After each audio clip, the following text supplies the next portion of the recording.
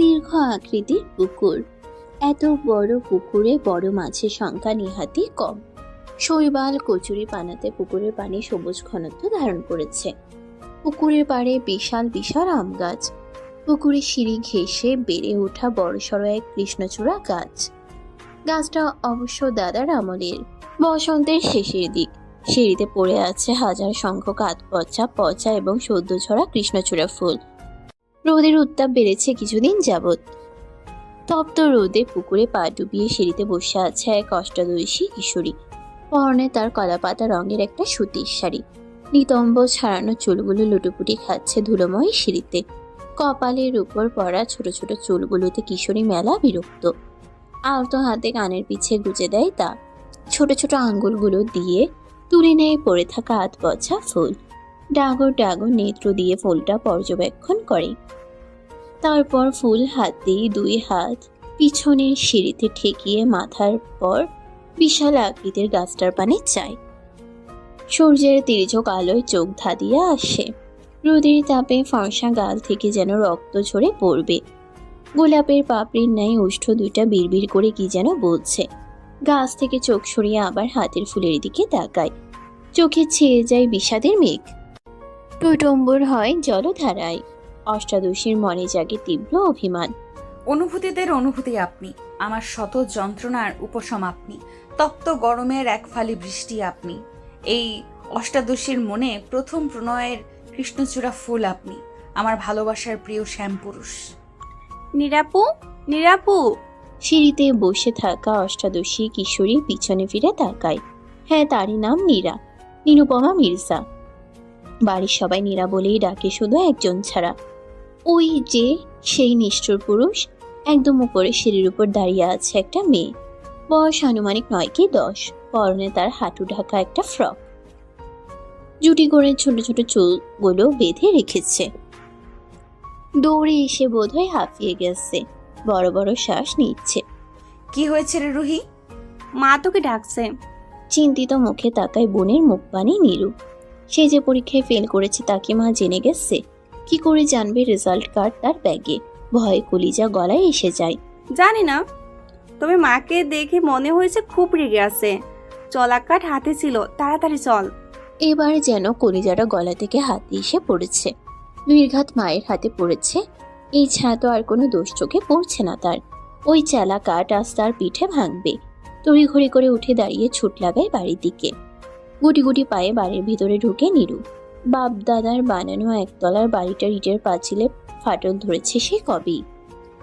শ্যাওলা জমে আছে জায়গায় জায়গায়। লোহার তৈরি দরজাগুলোতে মরিচা ধরেছে। তাও কত মজবুত ভাবে দাঁড়িয়ে আছে। পুরোনো আমলের বাড়িগুলো মনে হয় এমনই হয়। নীরা, দাঁড়া। মায়ের কণ্ঠ শুনে পিলে চমকে যায় নীরু। মায়ের দিকে তাকিয়ে কিছুটা স্বস্তি পায়। মায়ের হাতে তো চেলা কাঠ নাই। রুহির বাচ্চা এবারও মিথ্যা বলে আমাকে ভয় দেখিয়েছে। দেখিনি বই 3 ফুটকে। কিরে, এতক্ষণ কই ছিলি? সারা বাড়ি খুঁজেও তোর সারা শব্দ পাওয়া গেল না। পুকুর পাড়ে ছিলাম মা। এই রোদের মধ্যে তুই পুকুর পাড়ে বসেছিলি? একটু থেমে আবার বলে উঠে। তোর রেজাল্ট কার্ড কই? মায়ের ঠান্ডা দমকে গলা শুকিয়ে যায় নীরুর। তার মা রাগে না, কিন্তু যখন রাগে বাপকেও ছাড় দেয় না। আর সে তো ছোটখাটো একটা বাচ্চা। কি হয়েছে? বাড়িতে প্রবেশ করতে করতে রফিকুল মির্জা কথাটা বলে ওঠেন। বাবাকে দেখে নীরু খুশি হয়ে যায়। তার বাবা নরম মনের মানুষ। নীরুকে তিনি একটু বেশি ভালোবাসেন। কি হয়নি তা বলো।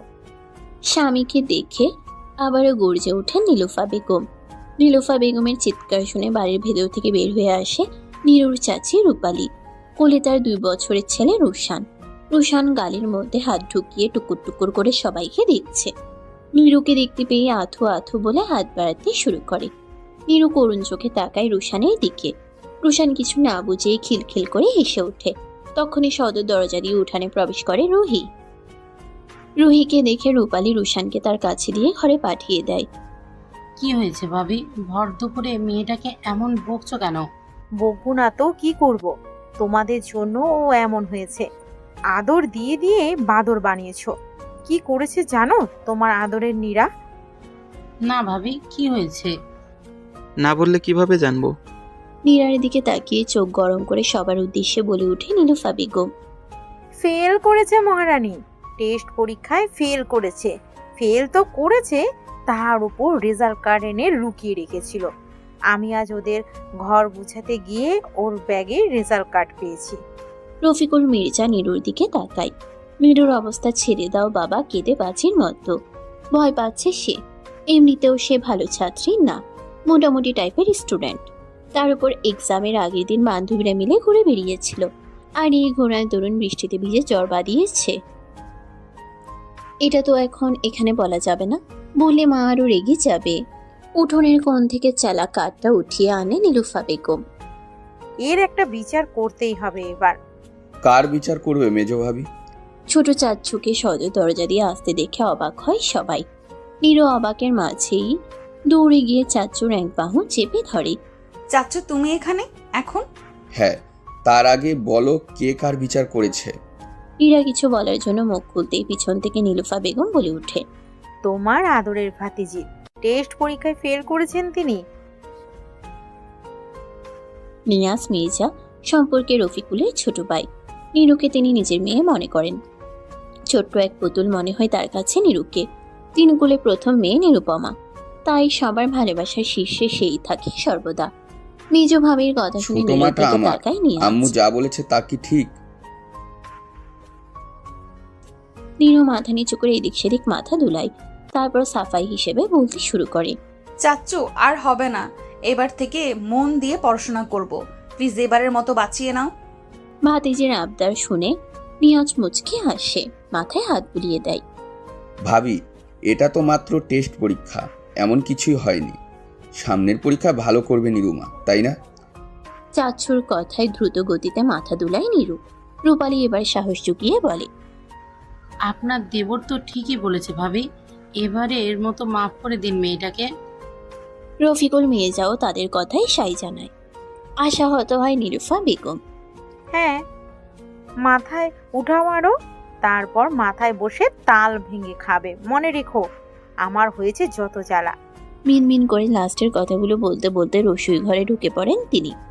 নীরু হাফ ছেড়ে বাঁচছে, যাক এবারের মতো বেঁচে গেছে। আহা কি আনন্দ আকাশে বাতাসে। যখন নিজের মনে বিজয়ের উল্লাস করতে ব্যস্ত নীরু, তখনই একটা কথা শুনে থমকে যায় সে। তুই এখানে হঠাৎ নিয়াজ? ভাইজান, বড় ভাইজান কাল আসবে বলল, আমাকে খবর পাঠিয়েছিল, তাই আমি ব্যাংক থেকে কিছুদিনের ছুটি নিয়ে চলে এসেছি। আর কিছু মস্তিষ্কে প্রবেশ করতে পারেনি নীরুর। বড় আব্বুরা আসবে, আচ্ছা তাদের সাথে কি সেই শ্যামপুরুষটাও আসবে? কথাগুলো মনে মনে আউড়িয়ে নিজের রুমে ঢুকে খিল দেয় দরজায় নীরু। আয়নার সামনে দাঁড়িয়ে নিজেকে পর্যবেক্ষণ করে। মনে পড়ে যায় আজ থেকে 2 বছর আগের ওই নিষ্ঠুর শ্যামপুরুষ প্রতি প্রণয়ের কথা। সময়টা বর্ষাকাল, চারদিক বৃষ্টির পানিতে টইটুম্বুর। দিনটা ছিল বৃহস্পতিবার। বরাবরের মতো আজকেও হাফ ডে। স্কুল থেকে বাড়ি ফেরার পথে কুত্তা মরা রোদ ছিল, কিন্তু নীরু বাড়িতে ঢোকার পর থেকে নিকশ কালো অন্ধকারে ছেয়ে আছে সমস্ত আকাশ।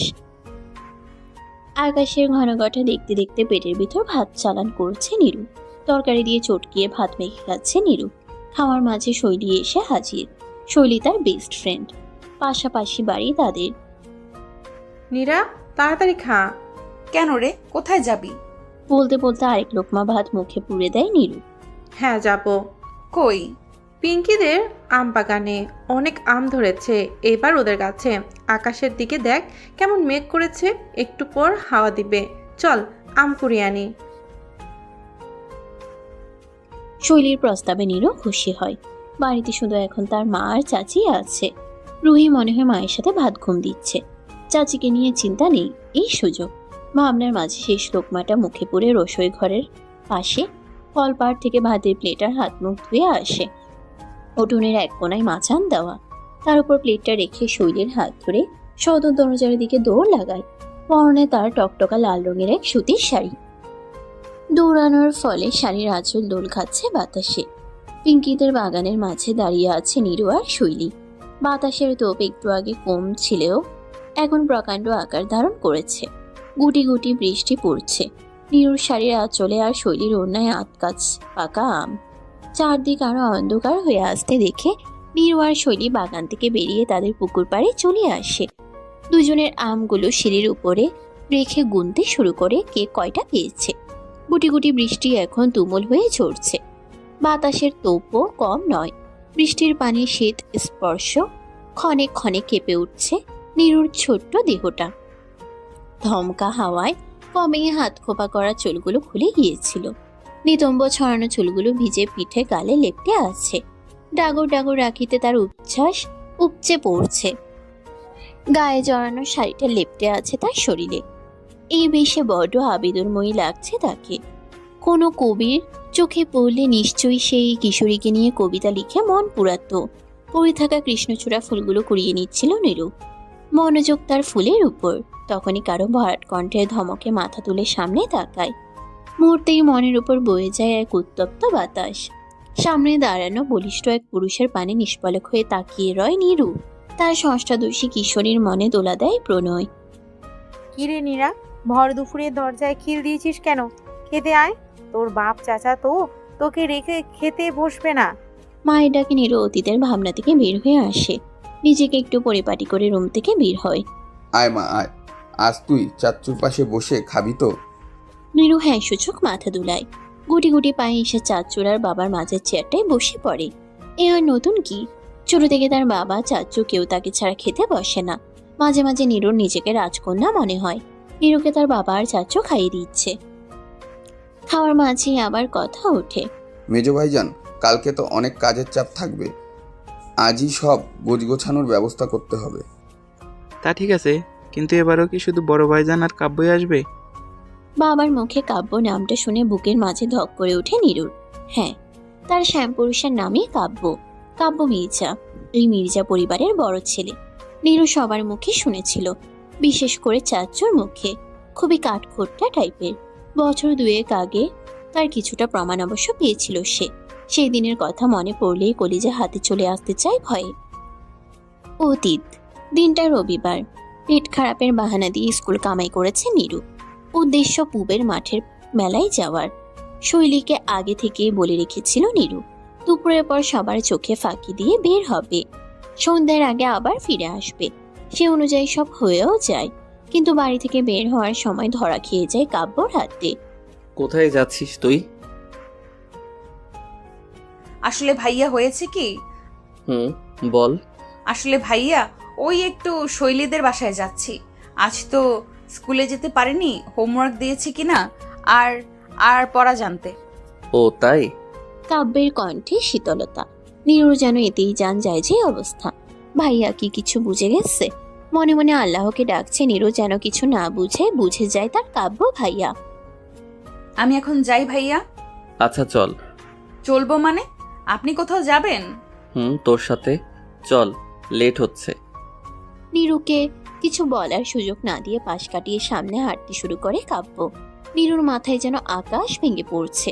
কাব্য ভাইয়া যদি শৈলীদের বাড়ি যায় সব জেনে যাবে, তখন কি হবে? উনি জানলে মাও জানবে, আর মা জানলে আমাকে আস্ত রাখবে না। ওই বেটা খাটাস তো আবার আমার মায়ের ন্যাওটা। কিরে দাঁড়িয়ে আছিস কেন? তাড়াতাড়ি আয়। কাব্যের ডাকে নীরু হাঁটতে শুরু করে। কিছু দূর যাওয়ার পর নীরুর গোঙানি শুনে কাব্য পিছন ফিরে তাকায়। দেখে নীরু দুই হাতে পেট চেপে ধরে বসে আছে। কি হয়েছে নীরু? ব্যথা করছে পেটে কাব্য ভাইয়া। কাব্য টেন্স হয়ে পড়ে। বেশি ব্যথা করছে? ডক্টরের কাছে নিয়ে যাই চল। না ভাইয়া, আমাকে বাসায় নিয়ে চলো। কাব্য তাই করলো। ভাবলো বাসায় গিয়ে ডক্টরকে কল করবে। নীরু উঠে দাঁড়িয়ে হাঁটা শুরু করবে। আচমকা হ্যাচকা টান দিয়ে তাকে কোলে তুলে নেয় কাব্য। নীরু ভয় পেয়ে চোখ মুখ কুচকে কাব্যের শার্ট খামছে ধরে। আমি হেঁটে যেতে পারবো তো ভাইয়া? কাব্য চোখ গরম করে নীরুর দিকে তাকায়। নীরু ভয়ে চুপসে যায়। বাড়িতে ঢুকে ড্রয়িং রুমের সোফায় নীরুকে বসিয়ে দেয়। ওয়েট, ডক্টর আনতে কাউকে পাঠাচ্ছি। কাব্যের কথা শুনে নীরু ঘামতে শুরু করে। হুট করে বসা থেকে দাঁড়িয়ে পড়ে। আমি ঠিক আছি, একদম ঠিক আছি, ডাক্তার লাগবে না বলি এক দৌড়ে নিজের ঘরে গিয়ে দরজায় খিল দেয়। কাব্য হতবাক হয়ে দাঁড়িয়ে হচ্ছে। কি হয়েছে বুঝতে পেরেই গালের চোয়াল শক্ত হয়ে আসে। আমাকে বোকা বানানো? সন্ধ্যার নাস্তা করছে সবাই, সাথে নীরুও আছে। আজকে একটু চুপচাপ। কাব্য ভাইয়া যদি মাকে সব বলে দেয়, সে ভয়ে গলা দিয়ে খাবার নামছে না। আর চোখে কয়েকবার কাব্যের দিকে তাকিয়েছে। যতবারই তাকিয়েছে ততবারই কাব্যের সাথে চোখাচোখি হয়েছে। এতে নীরু আরো নুয়ে পড়ে। নীরা, তোর নাকি পড়ায় অনেক প্রবলেম হচ্ছে? নীরা মায়ের এই অদ্ভুত কথা বুঝে উঠতে পারল না। বাড়ির সবাই জানে সে লেখাপড়ায় ফাঁকিবাজ, বই খুলেই তো দেখে না সমস্যা হবে কিভাবে। তাও মায়ের কথায় সায় জানিয়ে মাথা দোলায়। তাই আমি ঠিক করেছি আজ থেকে কাব্য তোকে পড়াবে। মায়ের কথা শুনে আঁতকে ওঠে নীরু। সে কিছুতেই কাব্য ভাইয়ার কাছে পড়বে না। তোর কোনো আপত্তি আছে কাব্য আমার মেয়েটাকে পড়াতে? না, তুমি যা বলবে মেজো আম্মু। নীরু ভেবেছিল কাব্য মানা করে দিবে, কিন্তু আমি কি করে ভুলে যাই যে এই খাটাসটা মায়ের নাওটা? মাঝে মাঝে আমার মনে হয় আমি আমার মায়ের কেউ না, এই খাটাসটার তার ছেলে আমাকে কুড়িয়ে পেয়েছে। কাব্য নীরুকে বিড়বিড় করতে দেখে বলে।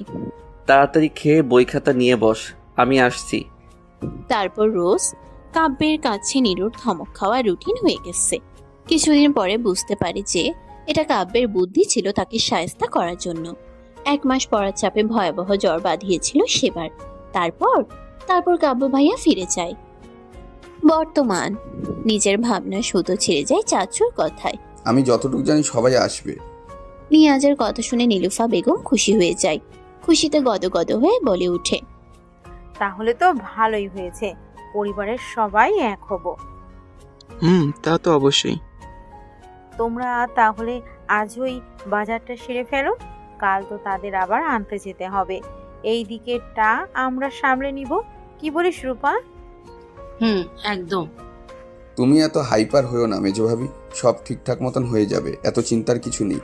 নীরু আর রুহি নীরব দর্শকের মতো সব দেখে যাচ্ছে। আচ্ছা আব্বু, বড় আম্মু কোথায়? সবার সাথে কথা হলো, কখনো তো বড় আম্মুকে দেখিনি। রুহির কথায় খাবার টেবিলে নীরবতা ছেয়ে যায়। কেমন ঠান্ডা হয়ে আসে পরিবেশ। নীরুরও মন এই প্রশ্ন জেগেছিল অনেকবার, কিন্তু কখনো বলে উঠতে পারেনি। পিন নীরবতার সমাপ্তি ঘটিয়ে কিছুটা ধমকে সুরেই বলে উঠলেন রফিকুল মির্জা। খাবার টেবিলে এত কথা কিসের? চুপচাপ খেয়ে ঘরে যাও। বাবার ধমক খেয়ে রুহি কেঁদে উঠে। নীরু নিজের বোনকে আগলে নেয়। তারপর আস্তে আস্তে রুহিকে নিয়ে ঘরে চলে যায়। মেয়েটাকে এভাবে ধমকে বলা ঠিক হয়েছে মেজো ভাইজান? তো কি করব? আজ রুহি জিজ্ঞেস করছে, কাল যদি নীরা জিজ্ঞেস করে বসে তখন কি উত্তর দিব? মেয়েটার সাথে যে আমরা কঠোর হতে পারবো না। মেয়েটা যে আমার বড্ড আদরের। রূপালী কিছু বুঝে উঠতে না পেরে জিজ্ঞেস করে কি হয়েছে। তখন নিয়াজ রূপালীর দিকে কড়া চোখে তাকায়। স্বামীর এমন আচরণে ভয় পায় রূপালী। নিয়াজ হাসি খুশি মানুষ, খুব কমই রাগ দেখায় সে। ভয়ে নীলুফার বেগমের পিছনে লুকিয়ে পড়ে রূপালী। কি হচ্ছে কি নিয়াজ? সবাই খাবার খেয়ে নাও তাড়াতাড়ি, কত কাজ পড়ে আছে দেখেছো? নীলুফার কথায় নিয়াজ চোখ নামিয়ে নেয়। তারপর খেয়ে যে যার কাজে চলে যায়। কাঁদিস না বনু, এই নে চকলেট, আর কাঁদে না। বনের থেকে চকলেট পেয়ে কান্না থেমে যায় রুহির। আপন মনে চকলেট খেতে থাকে। রুহি এই কান্না তো এই হাসি, অবুঝ বাচ্চা তো, বড়দের কথা আর কতটুকুই বা বুঝে। ভালোবাসা আদর পেলে সব ভুলে যায়। নীরু হাসে, কি সুন্দর সে হাসি। নীরু আর রুহি আজ একসাথে ঘুমিয়েছে। সচরাচর রুহি ছোট আম্মুর কাছে ঘুমোয়। রুহি যেদিন ঘুমায় সেদিন নীরু দরজা চাপিয়ে রাখে, খিল দেয় না। জেদ করে নীরুর সাথে ঘুমায়, কিন্তু মাঝরাতে রুশানের কান্না শুনলে দরজা খোলার জন্য চেঁচামেচি করে। এতে সবার ঘুম ভেঙে যায়। রুশানের প্রতি রুহির আলাদা টান। সারাদিন দুইটা চুলাচুলি করতে থাকবে। রুশানটাও আবার রুহির ন্যাওটা, তাই পরপর দরজা চাপিয়ে রাখে। আজও তার ব্যতিক্রম হয়নি। নীরু আর রুহি ঘুমিয়ে আছে। তখনই দরজা ঠেলে কেউ ভেতরে প্রবেশ করে। রুহির পাশের জায়গাটায় গিয়ে বসে মাথায় হাত বুলিয়ে দেয়। রাগ করছে আমার মা? বাবার কথার আওয়াজ শুনে দুজনের ঘুম ভেঙে যায়। আব্বু তুমি? হ্যাঁ রে মা, রাগ করেছিস আমার উপর? রুহি উঠে বসলেও নীরু চুপচাপ শুয়ে থাকে। রুহি চুপ। পকেট থেকে অনেকগুলো চকলেট বের করে রুহির হাতে দেয় রফিকুল মির্জা। রুহি তো এতেই খুশি। মেয়েকে কোলে তুলে নিয়ে মাথায় স্নেহের পরশ দেয়। নীরু চঞ্চল হলেও রুহি খুব শান্ত। মেয়ের মাথায় হাত বুলিয়ে দেন। তারপর রুহিকে কোলে নিয়ে হাঁটতে শুরু করেন। কিছুক্ষণের মাঝেই রুহি ঘুমিয়ে যায়। 9 বছরের ছোট্ট রুহি বাবার স্নেহে সব ভুলে যায়। নীরু পিটপিট করে চোখ খুলে তা দেখছে। বাবা মায়েরা বুঝি এমনই হয়। চোখ চিকচিক করে উঠে নীরুর। রুহিকে শুয়ে দিয়ে কিছুক্ষণ নীরুর মাথায় হাত বুলিয়ে দেন রফিকুল মির্জা। 2 মেয়ে যে তার প্রাণ ভোমরা। দরজার দুয়ারে দাঁড়িয়ে এসব দেখছেন নীলুফা বেগম আর রূপালী। এই আর নতুন কি, দুই যাকে একসাথে মেয়েদের ঘরের সামনে দাঁড়িয়ে থাকতে দেখে নিয়াজ এগিয়ে আসে। কি হয়েছে জিজ্ঞেস করবে, তখনই ঘরের ভেতরে দৃশ্য দেখে চোখ জুড়িয়ে আসে। এক বাবা পরম স্নেহে তার সন্তানদের ঘুম পাড়াচ্ছেন। রফিকুল মির্জা উঠে আসেন। দরজা খুলে বের হতেই দেখেন তিনজন দাঁড়িয়ে। চারজন একসাথে হেসে উঠে।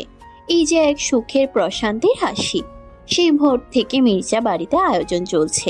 নীরুকে এক প্রকার যুদ্ধ করে উঠিয়েছে নীলুফা বেগম। মেয়েটা ঘুম ঘুম চোখে চারদিকে টুকটুক করে দেখছে। এ তো ইলাহি কাণ্ড। বড় আব্বুদের জন্য 3টা রুম ঠিক করা হয়েছে। আয়োজন করছে বিভিন্ন পদের খাবার। মা আর ছোট আম্মুর সাথে গ্রামের 2টা মহিলাও আছে, শেফালি চাচি আর জুবেদা ভাবি। সচরাচর এনারা আমাদের বাড়িতে আসেন সুখ দুঃখ ভাগ করার জন্য। এনারা কেউ কাজের লোক না বা টাকা দিয়ে এনাদের আনা হয়নি। জুবেদা ভাবির সাথে নীরুর আবার অনেক ভাব। স্বামী মারা গেছে আজ 4 বছর। 7 বছরের একটা ছেলে আছে তার। সেলাইয়ের কাজ করে মা ছেলের জীবন চলে যায়। জুবেদাকে অনেকবার বলা হয়েছিল দ্বিতীয়বার বিয়ে করতে, কিন্তু জুবেদা রাজি হয়নি। তার মতে, আমি ওনারে অনেক ভালোবাসি, উনি ছাড়া কেউ আমারে ধরব ছুঁইব এইটা আমার সহ্য হইব না। মানুষটা নাই তাতে কি হইছে, আমার মনের মধ্যে যে উনি সারাক্ষণই থাকেন, আমি ওনারে অনুভব করতে পারি। জুবেদার কথা শুনে নীরুর সেদিন চোখ ভিজে উঠেছিল। জুবেদার বয়সী বা কত, 23 কিংবা 24। চাইলেই সে নতুন জীবন শুরু করতে পারে, কিন্তু এই যে স্বামীর প্রতি তার এত ভালোবাসা হবে নাই বা কেন? মুখ বুক ভাইয়া তো জুবেদা ভাবি অন্ত প্রাণ ছিল। ভালোবাসা সত্যি সুন্দর, ভয়ঙ্কর সুন্দর। কে রে নীরা, এখানে দাঁড়িয়ে কি ভাবছিস এত? জুবেদার কথায় ভাবনাচ্যুত হয় নীরু। পলক ফেলে জুবেদার দিকে তাকায়। কি অমায়িক হাসি জুবেদার মুখে। কিছু না ভাবি, তুমি কেমন আছো? জাবির কই? ওকে দেখছি না যে। জাবির স্কুলে গিয়েছে, তোর কাছে আসার জন্য সকালে বায়না ধরেছিল। বলছি স্কুল থেকে আসলে নিয়ে আসবো এখানে। নীরু জাবিরকে বাবু বলে ডাকে। জাবিরও একদম গুলুমুলু, দেখলে গাল টেনে দিতে মন চাইবে। নীরা, কারা আসবে রে? বড় আব্বুরা আসবে। কি বলো? আমার বিয়ে হয়েছে এত বছর, কখনো তো দেখিনি তোমার আব্বুর যে বড় একটা ভাই আছে। কে কে আছে তাদের পরিবারে? নীরু উত্তর দেয়। নীরুর বড় আব্বুর নাম কবির মির্জা, বড় ছেলে কাব্য মির্জা, মেয়ের নাম কুহু, সুন্দর নাম কুহেলিকা মির্জা। তারা শহরে থাক, এখানে আসে না কেমন? গতবার কাব্য ভাইয়া আর বড় আব্বু এসেছিল, তুমি ছিলে না তাই দেখতে পাওনি। ওহ। জুবেদার ছোট্ট করে উত্তর। বড় বড় 3টা মাইক্রো গাড়ি আর একটা কার বাড়ির সামনে দাঁড়ানো দেখেই নীরু বুঝে গেছে যে তার বড় আব্বুরা চলে এসেছে। সে গিয়েছিল শৈলীদের বাড়িতে তেঁতুল আনতে। নীলুফা বেগম পাঠিয়েছিল তেঁতুলের ঠান্ডা শরবত করার জন্য। শৈলীদের ঘরের পাশেই বিশাল বড় এক তেঁতুল গাছ আছে। তেঁতুলও ধরে প্রচুর। নীরু বাড়িতে ঢুকতেই সামনে পড়ে রুহি। কিরে, কই যাচ্ছিস এত তাড়াহুড়ো করে? তোকে ডাকতেই। কেন? সেই কখন গেলি? দেরি হচ্ছে দেখে মা বলে তোকে ডেকে নিয়ে আসতে। নীরুর এবার মনে পড়ে আসলে এসে দেরি করেছে। শৈলীকে পেয়ে সে গল্প জুড়ে দিয়েছিল। এখন এটা যদি মা জানে তাহলে আস্ত রাখবে না। গাছ থেকে পেরে দিয়েছে তাই একটু দেরি হয়েছে। তা বড় আব্বু কি এসে গেছে? না, বড় আব্বুরা এখনো আসেনি, শুধু কাব্য ভাই এসেছে। তাহলে বাহিরে এত গাড়ি যে? এগুলো নাকি কিসের জিনিসপত্র তা এখনো জানে না। বড় আব্বুরা আসলেই জানতে পারবো। কিরে রুহি, তুই নীরাকে ডাকতে যাসনি? রান্নাঘর থেকে মায়ের গলার স্বর পেয়ে তাদের দুই বোনের কথাবার্তা এখানেই সমাপ্তি ঘটে। নীরু আর রুহি এগিয়ে যায় রান্নাঘরের দিকে। মা, এই নাও তেঁতুল। নীলুফা বেগম একবার মেয়ের দিকে তাকিয়ে আবার বলে ওঠে, আমাকে দিচ্ছিস কেন? এইগুলোর শরবত বানিয়ে নে। ছেলেটা সেই কখন এসেছে। তেঁতুলের শরবত ছেলের কত প্রিয়। আমারই প্রথমে খেয়াল ছিল না যে ঘরে তেঁতুল শেষ হয়ে গেছে।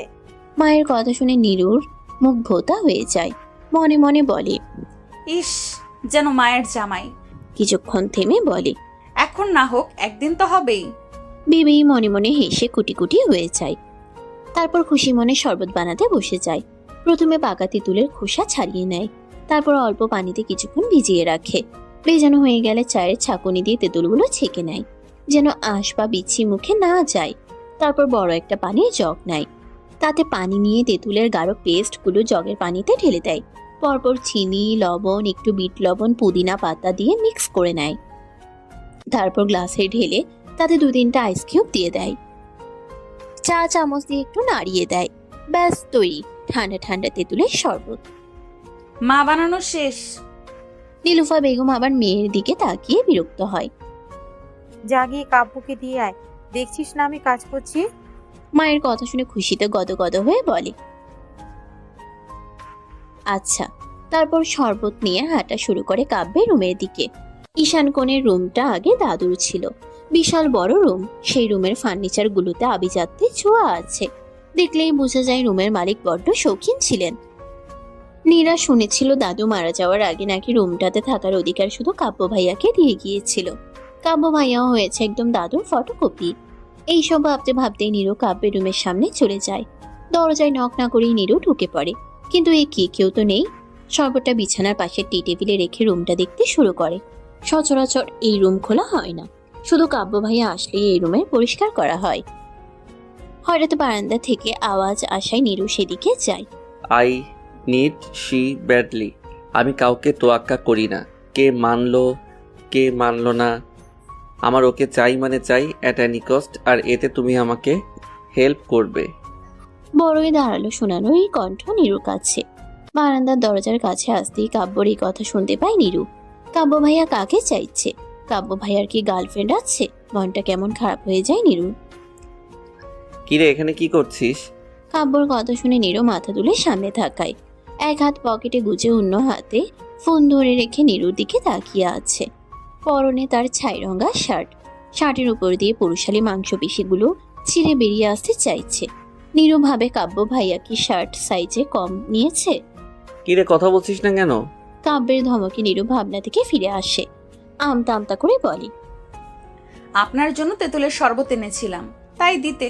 নীরুর কথা কাব্যের মনে হয় পছন্দ হলো না, তাই গটগট পায়ে রুমে ঢুকে বলে উঠে। কোথায় শরবত? নীরু রুমে ঢুকে টি টেবিলের উপর থেকে শরবতটা কাব্যকে দেয়। নীরুর দিকে এক পলক তাকিয়ে গ্লাসটা হাতে নিয়ে ঢকঢক করে পুরোটা খেয়ে ফেলে। কাব্য যখন শরবত খাচ্ছিল তখন তার অ্যাডামস অ্যাপেলটা উঠানামা করছিল। তা দেখে নীরু শুকনো একটা ঢোক গিলে ড্যাব ড্যাব করে তাকিয়ে থাকে। লোকটার সবকিছুতেই ব্যক্তিত্বের ছোঁয়া। এই যে তামাটে মুখে ঘাম চিকচিক করছে, তাতে লোকটাকে আরো আকর্ষণীয় লাগছে। নীরু পলক্ষীন ভাবে তাকিয়ে আছে কাব্যের দিকে। এই নে ধর, আর যা এখান থেকে। বলেই কাব্য গ্লাসটা নীরুর হাতে ধরিয়ে দেয়। নীরুর ধ্যান ভাঙে। ইস কি লজ্জা! নীরু এতক্ষণ লোকটার দিকে হ্যাবলার মতো তাকিয়েছিল। নীরু পিছন ফিরে চলে আসতে চাইলে কাব্য আবার বলে ওঠে, মেজো আম্মুকে আমার তরফ থেকে থ্যাঙ্কস বলে দিস। নীরু চোখ ছোট ছোট করে জিজ্ঞেস করে, কেন? এই যে আমার জন্য শরবত পাঠালো আর আমার রুমের সবগুলো ফুলদানিকে কৃষ্ণচূড়া ফুল দিয়ে সাজিয়েছে। নীরু ফুঁসে উঠে বলে, এইগুলো মা করেনি, শরবতও আমি বানিয়েছি, ফুলও আমি রেখেছি।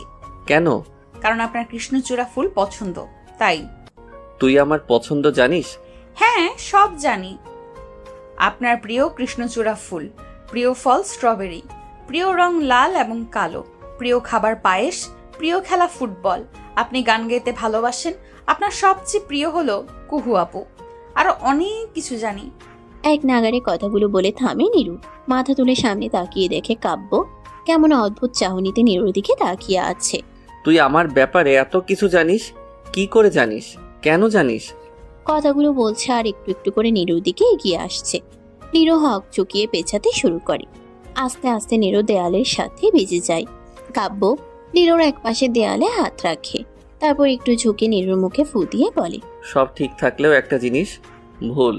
কাব্যের ফু দেওয়ার সাথে সাথে নীরুর শরীরে এক ঠান্ডা স্রোত বয়ে যায়। চোখ খিচে বন্ধ করে ফেলে। বুকটা কেমন ধ্রিম ধ্রিম করছে। তারপর কাব্যের কথা শুনে আবার চোখ মেলে তাকায়। কোনটা? ওই যে বললি প্রিয় মানুষ। কুহু আপু। হুম। তাহলে? কাব্য নীরুর কথার কোনো উত্তর না দিয়ে নীরুর দিকে আরেকটু ঝুঁকে যায়। ঘাড়ের কাছে মুখ নিয়ে লম্বা শ্বাস টানে। পুনরায় ফু দেয়। নীরু কেঁপে ওঠে। তা দেখে কাব্যের ঠোঁট প্রসারিত হয়। নীরুর সামনে থেকে সরে এসে বলে, যা এখান থেকে, তোর অত কিছু জেনে লাভ নেই। কাব্য সরে যাওয়াতে নীরু যেন হাফ ছেড়ে বাঁচছে। তারপর বিংচি কেটে বলে, হ্যাঁ, আমার এত কিছু জানার দরকার নেই, কিন্তু আপনারও জেনে বুঝে দেখে শার্ট কেনা উচিত। কথাটা বলেই নীরু রুম থেকে দৌড় দেয়। কিছু না বুঝতে পেরে কাব্য নীরুর যাওয়ার পানে তাকিয়ে থাকে শুধু। ফুল আবৃত একটা রুমে বসে আছে নীরু। কিছুক্ষণ আগেই তার বিয়ে হয়েছে। চোখের কোণে পানি এখনো শুকিয়ে আছে। সে এখনো ঘোরের মাঝে আছে। কিছুক্ষণ আগে কৃষ্ণচূড়া মঞ্জিলের ড্রয়িং রুমে বসে আছে সবাই। কবির মির্জার মুখ কেমন গাম্ভীর্যে ভরা। ঢাকাতে আমাদের এত বড় একটা বাড়ি থাকতে তুমি এখানে বাড়ি কেন বানিয়েছো কাব্য? কাব্য যেন এই প্রশ্নের অপেক্ষাতেই ছিল। সে চুলগুলো ব্র্যাকবাস করে কবির মির্জার দিকে চোখ তুলে চায়। শুকনো এক হাসি ঠোঁটে বজায় রেখে বলে ওঠে, তোমার করা চ্যালেঞ্জ এটা আব্বু। কাব্যের কথায় মির্জা পরিবারের সবাই তার দিকে তাকায়।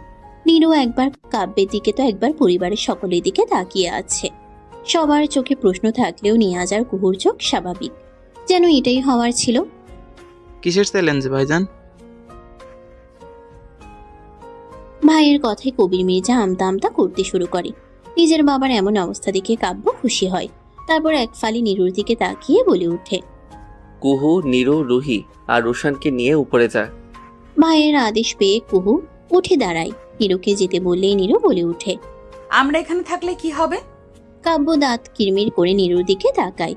রাগী গলায় বলে ওঠে, যেতে বলেছি যাবি, দ্বিতীয়বার যেন আর শব্দ না হয়। কাব্যের হুঁশিয়ারিতে কুহু ওদেরকে নিয়ে উপরে চলে যায়। ওদেরকে ওপরে পাঠিয়েছো কেন কাব্য? এখানে থাকলোই বা কি হতো? আর কিসের চ্যালেঞ্জ? নীরুকে চিরতরে আমার করে পাওয়ার চ্যালেঞ্জ। কাব্যের কথাটা যেন ভরা সবাই বোম ব্লাস্ট হওয়ার মতো শোনালো। কবির মির্জা মাথা নিচু করে বসে আছেন। কবির মির্জাকে চুপ থাকতে দেখে কাব্য পুনরায় বলে ওঠে, কি আব্বু মনে পড়েছে সেই কথা? আজ থেকে 16 বছর আগে তুমি আমাকে কথা দিয়েছিলে, আমি যদি ভালো স্টুডেন্ট হই, প্রতিষ্ঠিত হতে পারি, তুমি সেই ছোট্ট ফুলটাকে আমায় দিয়ে দিবে। দেখো আজ আমি বাংলাদেশের স্বনামধন্য অ্যাডভোকেট কাব্য মির্জা। কবির মির্জা নিজের ছেলের পানে চায়। মনে পড়ে আজ থেকে 16 বছর আগের ঘটনা। ফ্ল্যাশব্যাক। 2 সন্তান আর স্ত্রী কাগলিকে নিয়ে কবির মির্জার সুখের পরিবার। কাব্য হওয়ার 4 বছরের মাথায় ঢাকায় একটু একটু করে গড়ে তোলা ব্যবসাটা দাঁড়িয়ে যায়। ধীরে ধীরে কাজের চাপ বাড়তে শুরু করে। রফিকুল বিয়ে করে তখন 2.5 বছরের মতো। রফিকুল গ্রামের একটা সরকারি স্কুলে গণিতের শিক্ষক। নিয়াজ তখন 9ম শ্রেণীর ছাত্র মাত্র।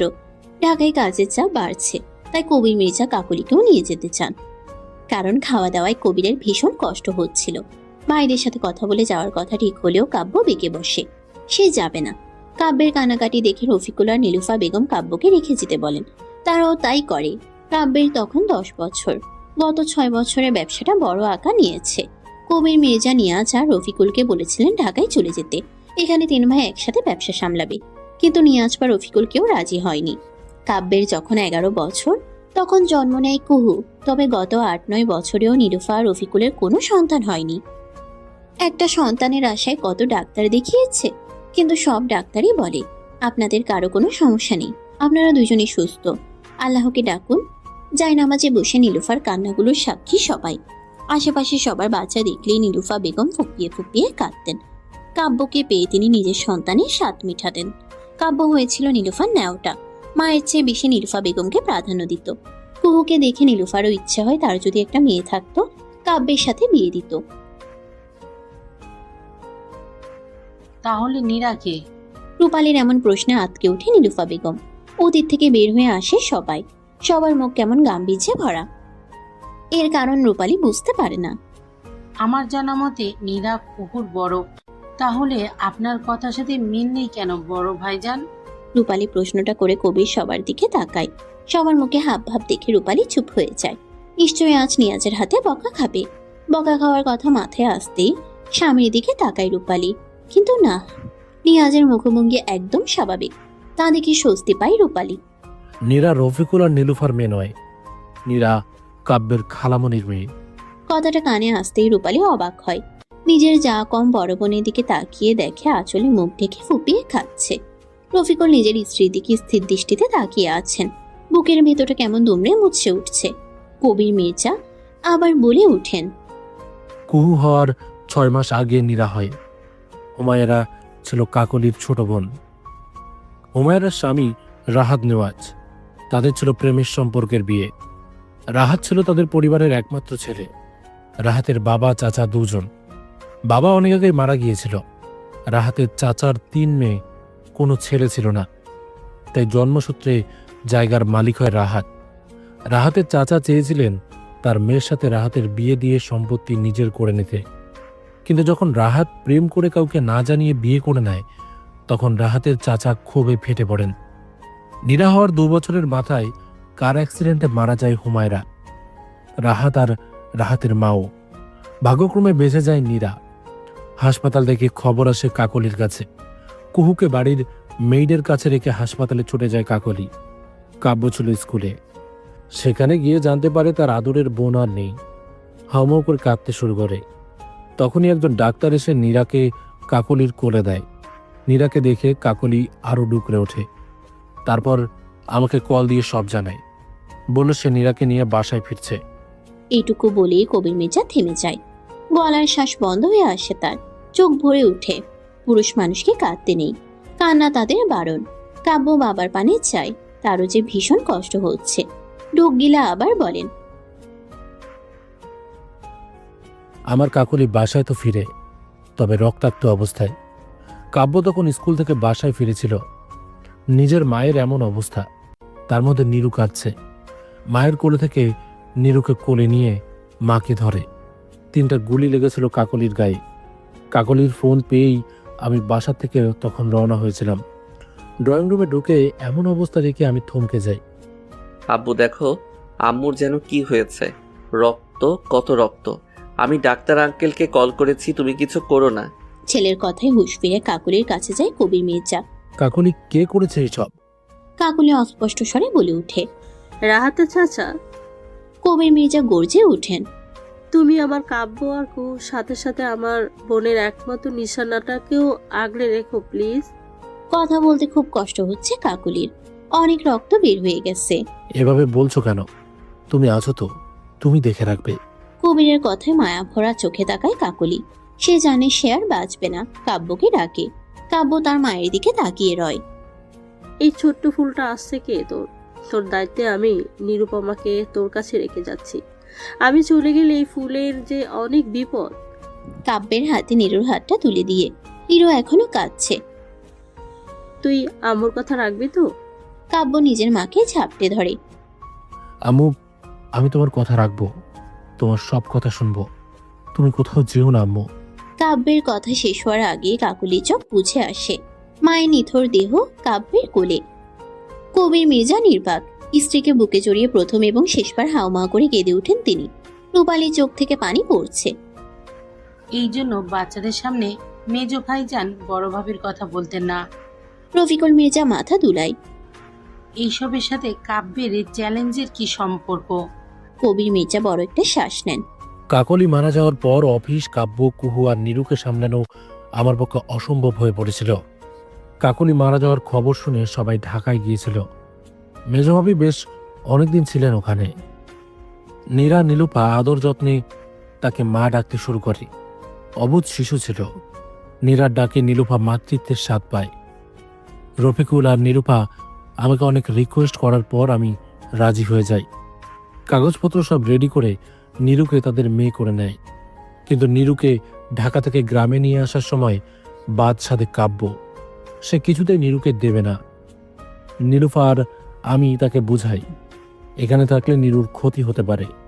সে যদি ভালো স্টুডেন্ট হয়ে থাকে এবং প্রতিষ্ঠিত হতে পারে, নীরুকে তার নাম লিখে দেওয়া হবে। নীলুফার কথায় রাজি হয়ে যায় ছোট্ট কাব্য। তারপর নীরু বড় হতে থাকে। নীরুর যখন 9 বছর, তখন জন্ম নেয় রুহি। আল্লাহ হয়তো নীরুর উসিলায় নীলুফাকে মা হওয়ার তৌফিক দেয়। কথাটা বলিয়ে দীর্ঘশ্বাস ফেলে কবির মির্জা। নীলুফা বেগম এখনো কাঁদছেন। নীরু আমার মেয়ে বলেই কেঁদে উঠে নীলুফা। কাব্য গিয়ে তাকে ধরে। নীরু, তোমারই মেয়ে মেজো আম্মু। জন্ম দিলেই কি শুধু মা হওয়া যায়? মা হতে জন্ম দেওয়া লাগে না। নারীর টানের চেয়ে বড় হলো মায়া আর মমতার টান, যা মাঝে মাঝে জন্মদানকারী মায়ের কাছেও থাকে না। নীলুফা বেগম কেঁদে ওঠেন আবার। রূপালীর চোখেও পানি। কি বলছে নীরু? তোমার মেয়ে না? তুমি ছাড়া নিরুর মা হওয়ার যোগ্যতা কারণ নেই মেজ ভাবি। নিরু তোমারই মেয়ে। রূপালের কথায় সবাই সহমত জানায়। নিরুফা বেগমকে বসিয়ে দেয় কাব্য, পানি দেয় রফিকুল মির্জা। নিয়া সব দেখছে, কবির মির্জা চুপচাপ। তবে তিনিও মানেন নিরুর মা হওয়ার যোগ্যতা শুধু নীলুফার। কাব্য তখন বলেই ওঠে এই কথা যেন নিরুর কানে না যায়। কাব্যের কথায় সবাই সম্মতি জানায়। তারপর সব নীরব। নীরবতার মাঝে একটা কথা ভেসে আসে। সাথে সাথে সবাই দোতলার সিঁড়ির দিকে তাকায়। কাব্যকে ডাকতে ডাকতে কুহু হন্তদন্ত হয়ে সিঁড়ি গিয়ে নিচে নামে।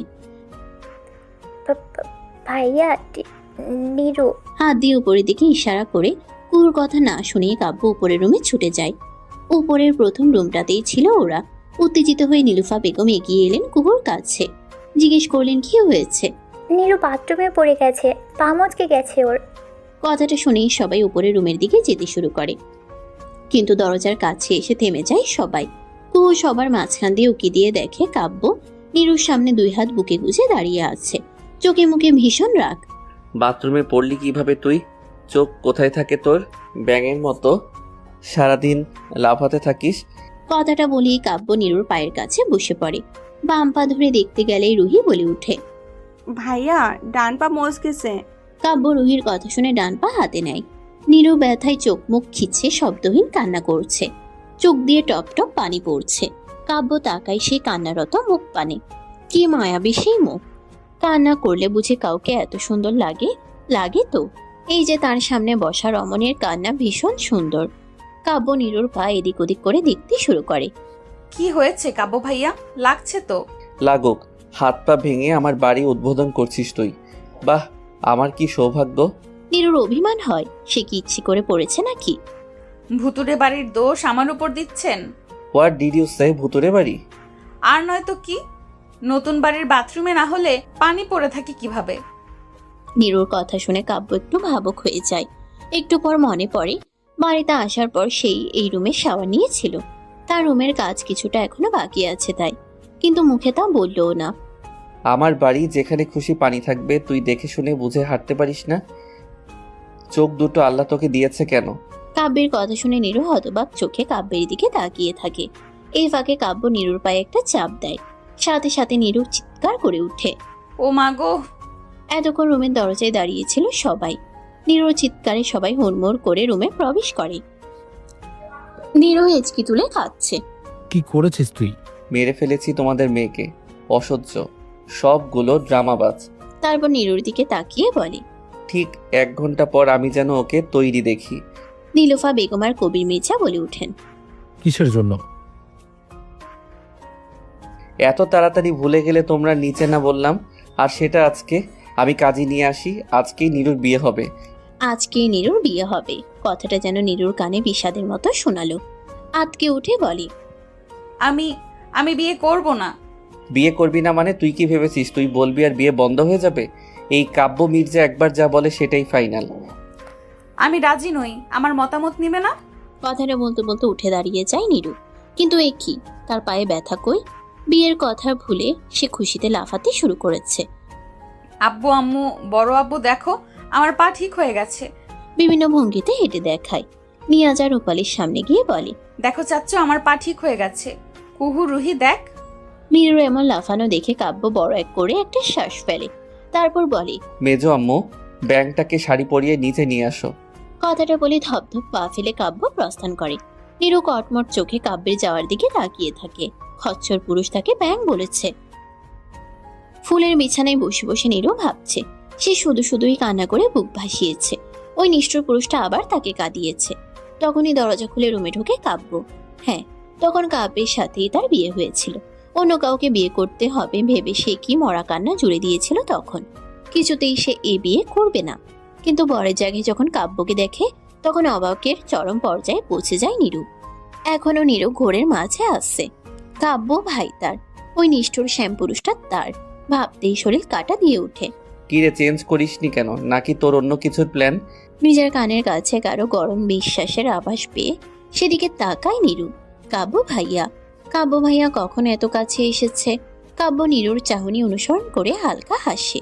নিরুর দিকে একটু ঝুঁকে যায়, ঠান্ডা স্বরে বলে, কি রে, ব্যাং লাফালাফি হবে নাকি? কাব্যের কথার মানে বুঝতে পারে না নিরু। সে তো কাব্যের তামাটে মুখের দিকে তাকিয়ে আছে। তার তুলতুলে নরম ছোট্ট হাতগুলো দিয়ে কাব্যের দুই গাল ধরে। আপনি সত্যি আমার? নীরুর এমন প্রশ্নে কাব্য মুচকে হাসে। কেন বিশ্বাস হচ্ছে না তোর? হুম। আয় তাহলে বিশ্বাস করিয়ে দেই তোকে। কাব্য এক হাত নীরুর চুলের ভাঁজে রেখে আরেক হাত দিয়ে নীরুর কোমর টেনে তাকে কাছে নিয়ে আসে। আলতো করে চুমু খায় নীরুর কপালে। নীরুর সর্বাঙ্গ কেঁপে ওঠে। নেশাতুর দৃষ্টিতে তাকায় নীরুর ঠোঁটের দিকে। গোলাপের পাপড়ির ন্যায় ঠোঁটগুলো কেমন কাঁপছে। রক্ত রঙে রাঙানো ঠোঁট জোড়ার স্বাদ নিতে চায় কাব্য। ঝুঁকে আসে নীরুর আরো কাছে, কিন্তু প্রতিমধ্যে নীরুর একটা কথা শুনেই থেমে যায় কাব্য। ভালোবাসেন আমাকে কাব্য ভাইয়া? কি ব্যাকুলতার একটা প্রশ্ন। এই প্রশ্নের উত্তর যেন হ্যাঁ হয় তাই কামনা রমণীর।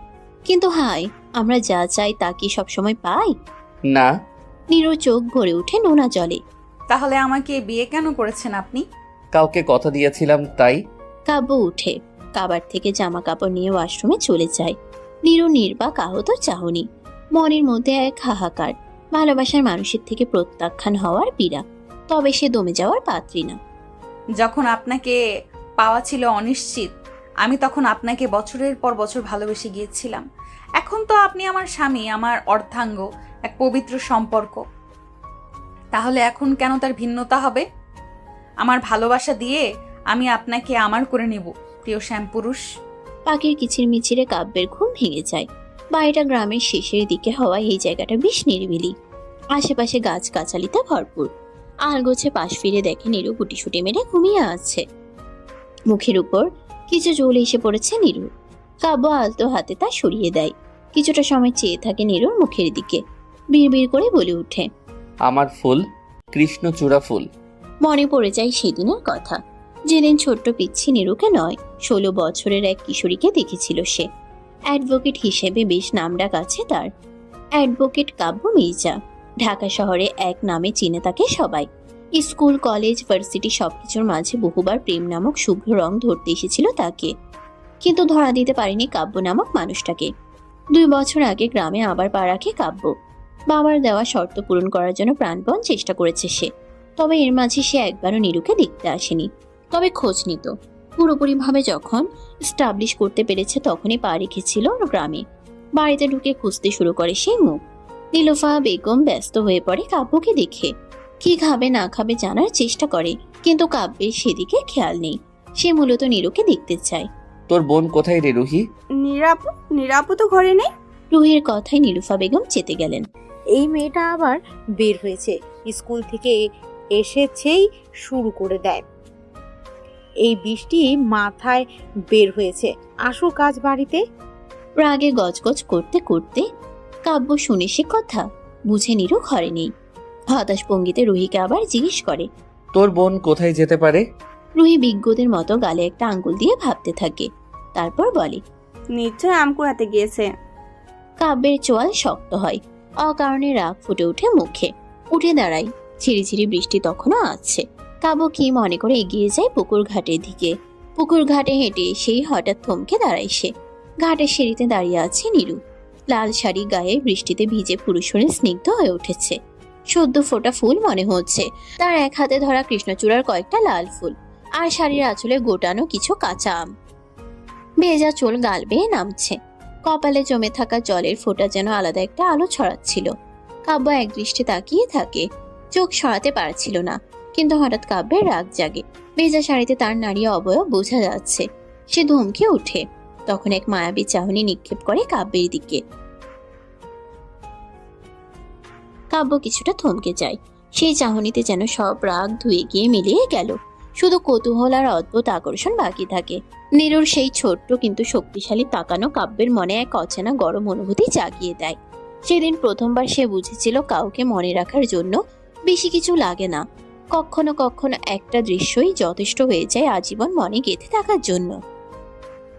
ভাবনা থেকে ফিরে আসে কাব্য। নীরুর থেকে চোখ ফিরিয়ে উঠে যায়। ফ্রেশ হয়ে সিঁড়ি দিয়ে যায় কাব্য। কিন্তু সিঁড়ির সামনে কোমরে 2 হাত দিয়ে রাগি চোখে ভাইয়ের দিকে তাকিয়ে আছে কুহু।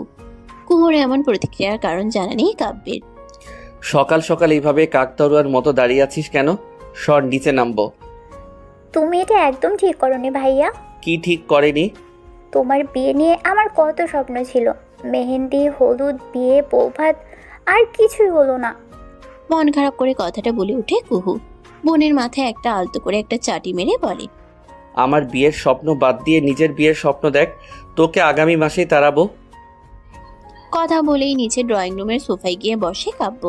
সেখানে আগে থেকেই কবির, রফিকুল আর নিয়াজ বসা। নীলুফা আর রূপালী কিচেনে, রুশান বাবার কোলে। রুহি এখনো ওঠেনি। ভাইয়ের পিছু পিছু কুহু এসে বসে। কাব্যের দিকে এক পলক তাকিয়ে কবির মেজা বলেন, তুমি যেমন চেয়েছো আমরা তাই করেছি, এবার তোমাকে আমাদের কথা শুনতে হবে। কাব্য সন্দিহান দৃষ্টিতে তাকিয়ে বলে,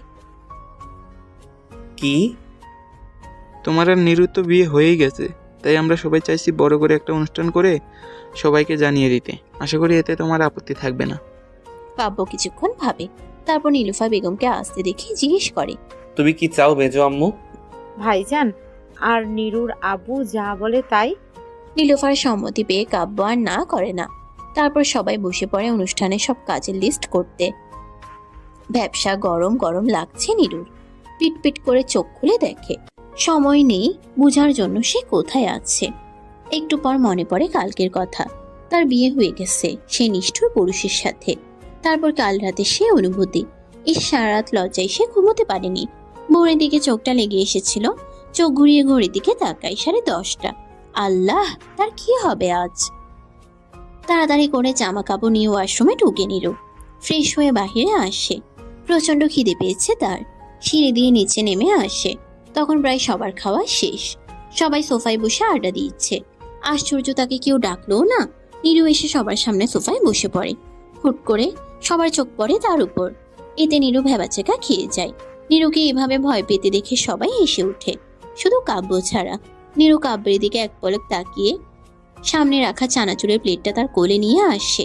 আরাম করে সোফায় বসে চানাচুর মুখে পুড়ে দিতে দিতে বলে, তোমরা আমার সাথে ঠিক করনি, এই জন্য তোমাদের শাস্তি পেতে হবে। নিরুর এরূপ কথায় সবাই তার দিকে তাকায়, কিন্তু তার কথাকে কেউ পাত্তা না দিয়ে তাদের আলোচনা আবার কন্টিনিউ করে। নিরু হতাশ হয়। এই বাড়িতে তার কোনো দাম নেই। এক চোখ কানা করে কাব্যের দিকে তাকায়। এই মা, কাব্য তার দিকেই তাকিয়ে আছে। নিরু বিষম খায়, কাঁদতে শুরু করে। রূপালী নিরুর দিকে পানি এগিয়ে দেয়। পানি খেয়ে কাব্যের দিকে পুনরায় তাকায় নিরু। কাব্যের ঠোঁটের কোনায় হাসি। কাব্যের হাসি দেখে নিরু কেমন লোলুপ দৃষ্টিতে সেদিকে তাকিয়ে আছে, যেন সুযোগ পেলেই টুক করে গিলে ফেলবে। কাব্য ভ্রু কুচকায়, নিরুর দিকে পূর্ণ দৃষ্টি দেয়। চোখের ইশারায় জিজ্ঞেস করে, কি? নিরু হড়বড়িয়ে চোখ সরিয়ে নেয়। লজ্জা পায় সে। নিরুর কাণ্ড দেখে কাব্য ঠোঁটের কোণে হাসিটা প্রশস্ত হয়। পুনরায় কফিতে চুমুক বসায়। অনুষ্ঠান তাহলে আগামী সপ্তাহে বুধবার করা হোক। নিয়াজের তো পরের সপ্তাহে ছুটি শেষ। আত্মীয় স্বজন তো দাওয়াত দিতে হবে, একটু সময়ের প্রয়োজন। আপনার কোনো আপত্তি আছে বড় ভাইজান? আমার আবার কেন আপত্তি থাকবে? উত্তম প্রস্তাব। তোমার ইচ্ছা অনুযায়ী সব হবে। আপনার কি মত ভাবি? আপনারা যা ভালো বুঝেন। সবার কথার মাঝে কুহু এসে রুশানকে করে নেয়।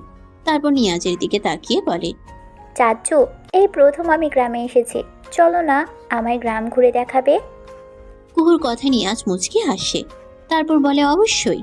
নিয়াজের স্বীকারোক্তিতে নিরু আর রুহি লাফিয়ে উঠে বলে, আমরাও যাব।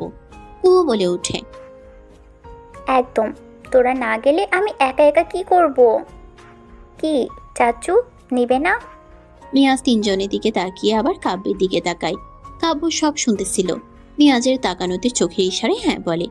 নিয়াজ সব তাদের দিকে তাকিয়ে মুচকি হাসি দেয়। তারা তো মহা খুশি। তাহলে ছোট আম্মু যাবে? কুহু আর নিরু একসাথে বলে ওঠে। রূপালী নিজের নাম শুনে নিয়াজের দিকে তাকায়। বিয়ে হয়েছে আজ 3 বছর তাদের। নিয়াজ ব্যাংকে জব করে বিধায় তেমন একটা সময় হয়ে ওঠে না। মাঝে মাঝে অভিমানও পুষে রূপালী, কিন্তু বলা হয়ে ওঠে না। তার মানে এই না যে নিয়াজ তার যত্ন নেয় না। স্বামী হিসেবে নিয়াজ সত্যি একজন ভালো মানুষ। সে বুঝে স্বামীর ব্যস্ততা। তারপর সবার দিকে তাকায়, আমতা আমতা করে বলে, আমি কি করব, তোমরা যাও। কিন্তু নিরু নাছর বান্ধা, সে রূপালীকে ছাড়া যাবে না। সাথে যোগ দিয়েছে কুহু আর রুহিও। নীলুফা বেগম আলতো হাসে, তারপর বলে, যাবি না কেন? ওদের সাথে তুইও ঘুরে আয়, কোথাও তো তোর যাওয়া হয় না। নীলুফা বেগমের কথার পিঠে কাব্য বলে ওঠে, আমরা সবাই যাব, গ্রাম ঘুরবো, তারপর সন্ধ্যায় পুবের মাঠেও হাঁটতে যাব। সো সবাই রেডি থেকো।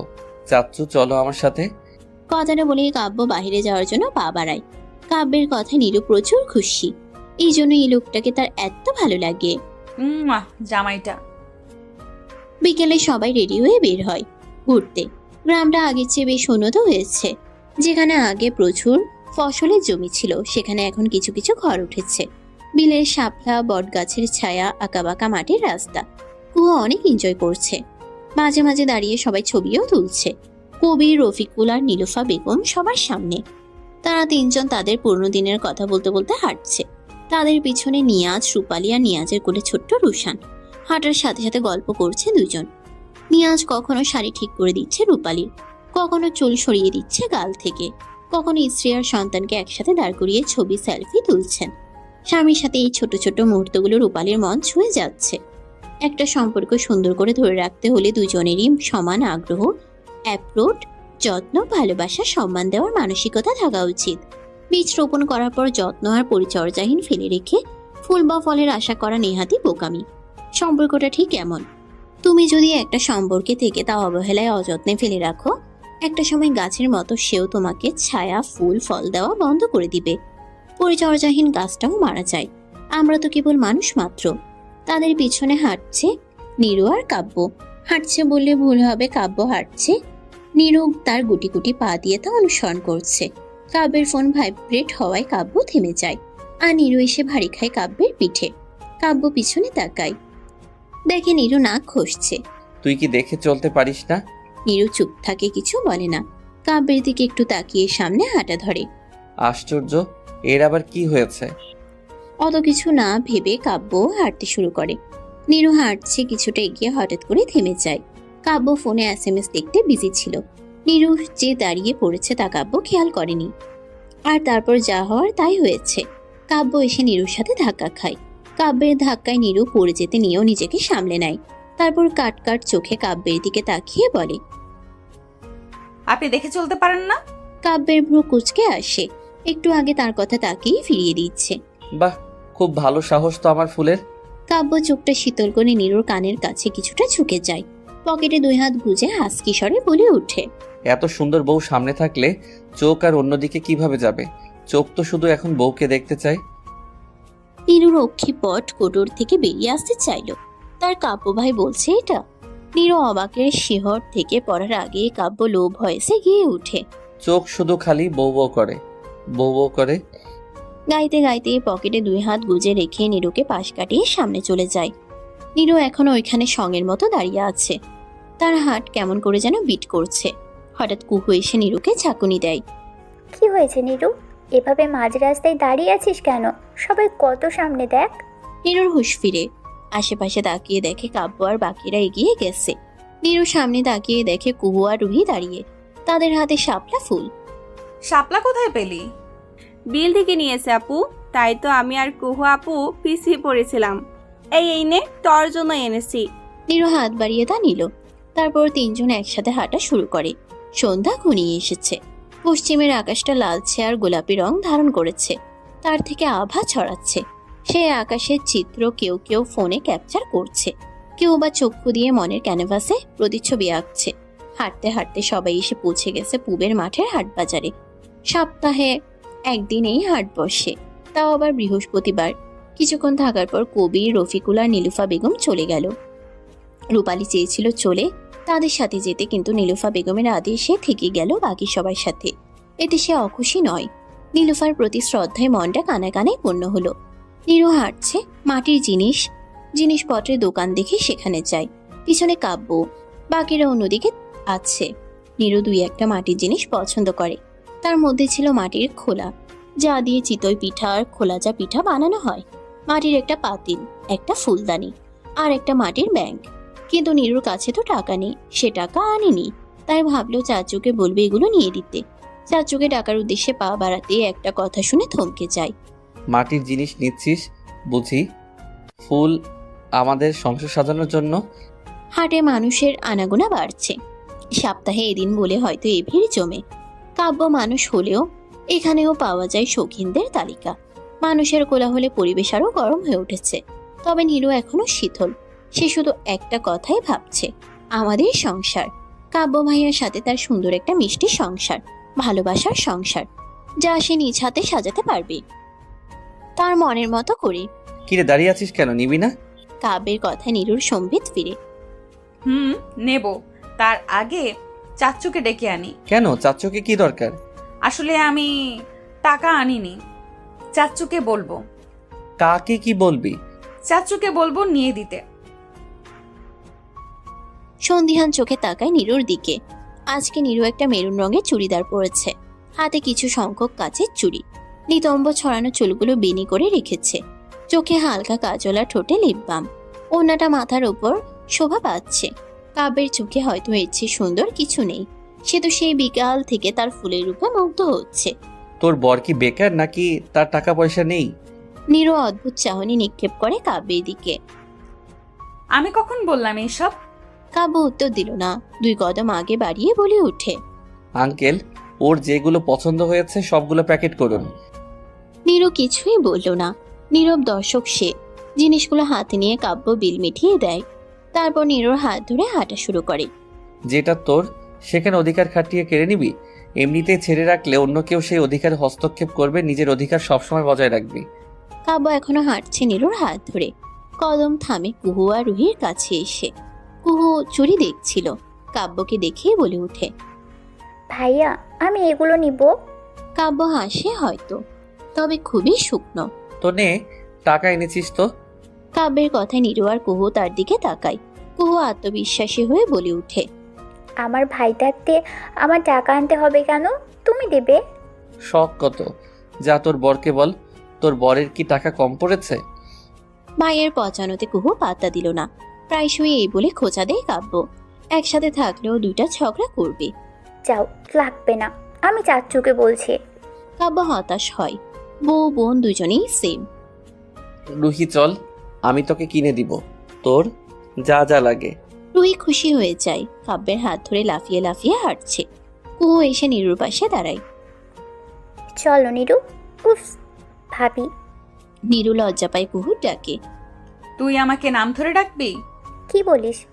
তুই আমার একমাত্র বড় ভাইয়ের একমাত্র বউ, তোকে নাম ধরে কেন ডাকবো? ভাবি ভাবি ভাবি। এই আসতে। নীরুকে লজ্জা পেতে দেখে কুহু হু হু করে হেসে ওঠে।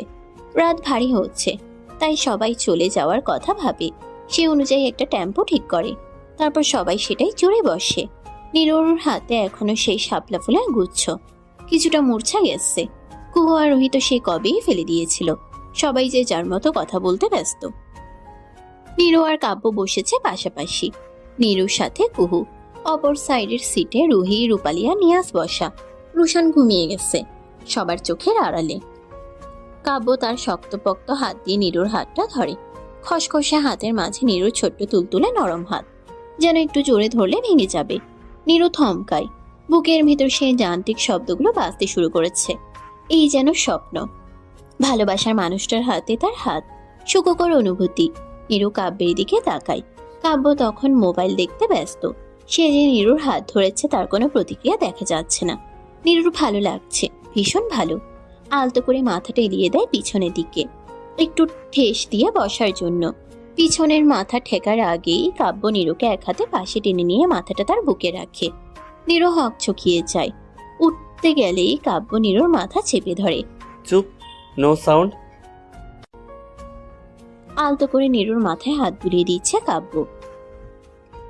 নীরুর মন পাখিরা পাখা মেলতে শুরু করে। কাব্যের এই ছোট ছোট কেয়ারগুলো নীরুর মনে নতুন করে অনুভূতির জন্ম দিচ্ছে। সে আবারও প্রেমে পড়ছে কাব্য নামক স্বামীর উপর। বাড়ি ফিরেছে সবাই। রফিকুল আর নীলুফা বেগম ফিরে গেছেন মির্জা বাড়িতে। রূপালী আর নিয়াজও যেত, তবে রাত বেশি হয়ে গেছে দেখে কৃষ্ণচূড়া মঞ্জিলেই থেকে গেল। সকালেই চলে যাবে। নীরু রুমে ঢুকে ক্লান্ত সে। গাড়িতে ঘুম ঘুরঘুর করছিল চোখে, কিন্তু সে অনুভূতি অনুভব করার জন্য ঘুমকে তখনকার মতো বাই বাই বলেছিল। কিন্তু এখন আর পারছে না। অনেকটা সময় হাঁটার কারণে পায়ে ব্যথা করছে। কোনো রকম বিছানায় গিয়ে ফ্রেশ না হয়ে ঘুমিয়ে পড়ে। বাহির থেকে খাবার খেয়ে এসেছে সবাই, তাই আর কারো খিদে নেই। কাব্য নিজের জন্য 1 কাপ কফি নিয়ে উপরে রুমে আসে। দরজা খুলে ভেতরে আসে। বিছানায় চোখ যেতেই দেখতে পায় নীরু হাত পা ছড়িয়ে ঘুমিয়ে আছে। গায়ে এখন বিকেলে জামাটাই, কাব্য ফোঁস করে শ্বাস ফেলে। বাচ্চা মেয়ে বিয়ে করলে যা হয় আর কি। কাব্য নীরুর কাছে গিয়ে পাশে বসে। আলতো হাতে নীরুর মুখের উপর পড়ে থাকা চুলগুলো সরিয়ে দিয়ে আস্তে আস্তে ডাকে, নীরু ওঠ, ফ্রেশ হয়ে নে, চেঞ্জ করে তারপর ঘুমা। এই নীরু, এই ফুল। নীরু নিভু নিভু করে চোখ খুলে।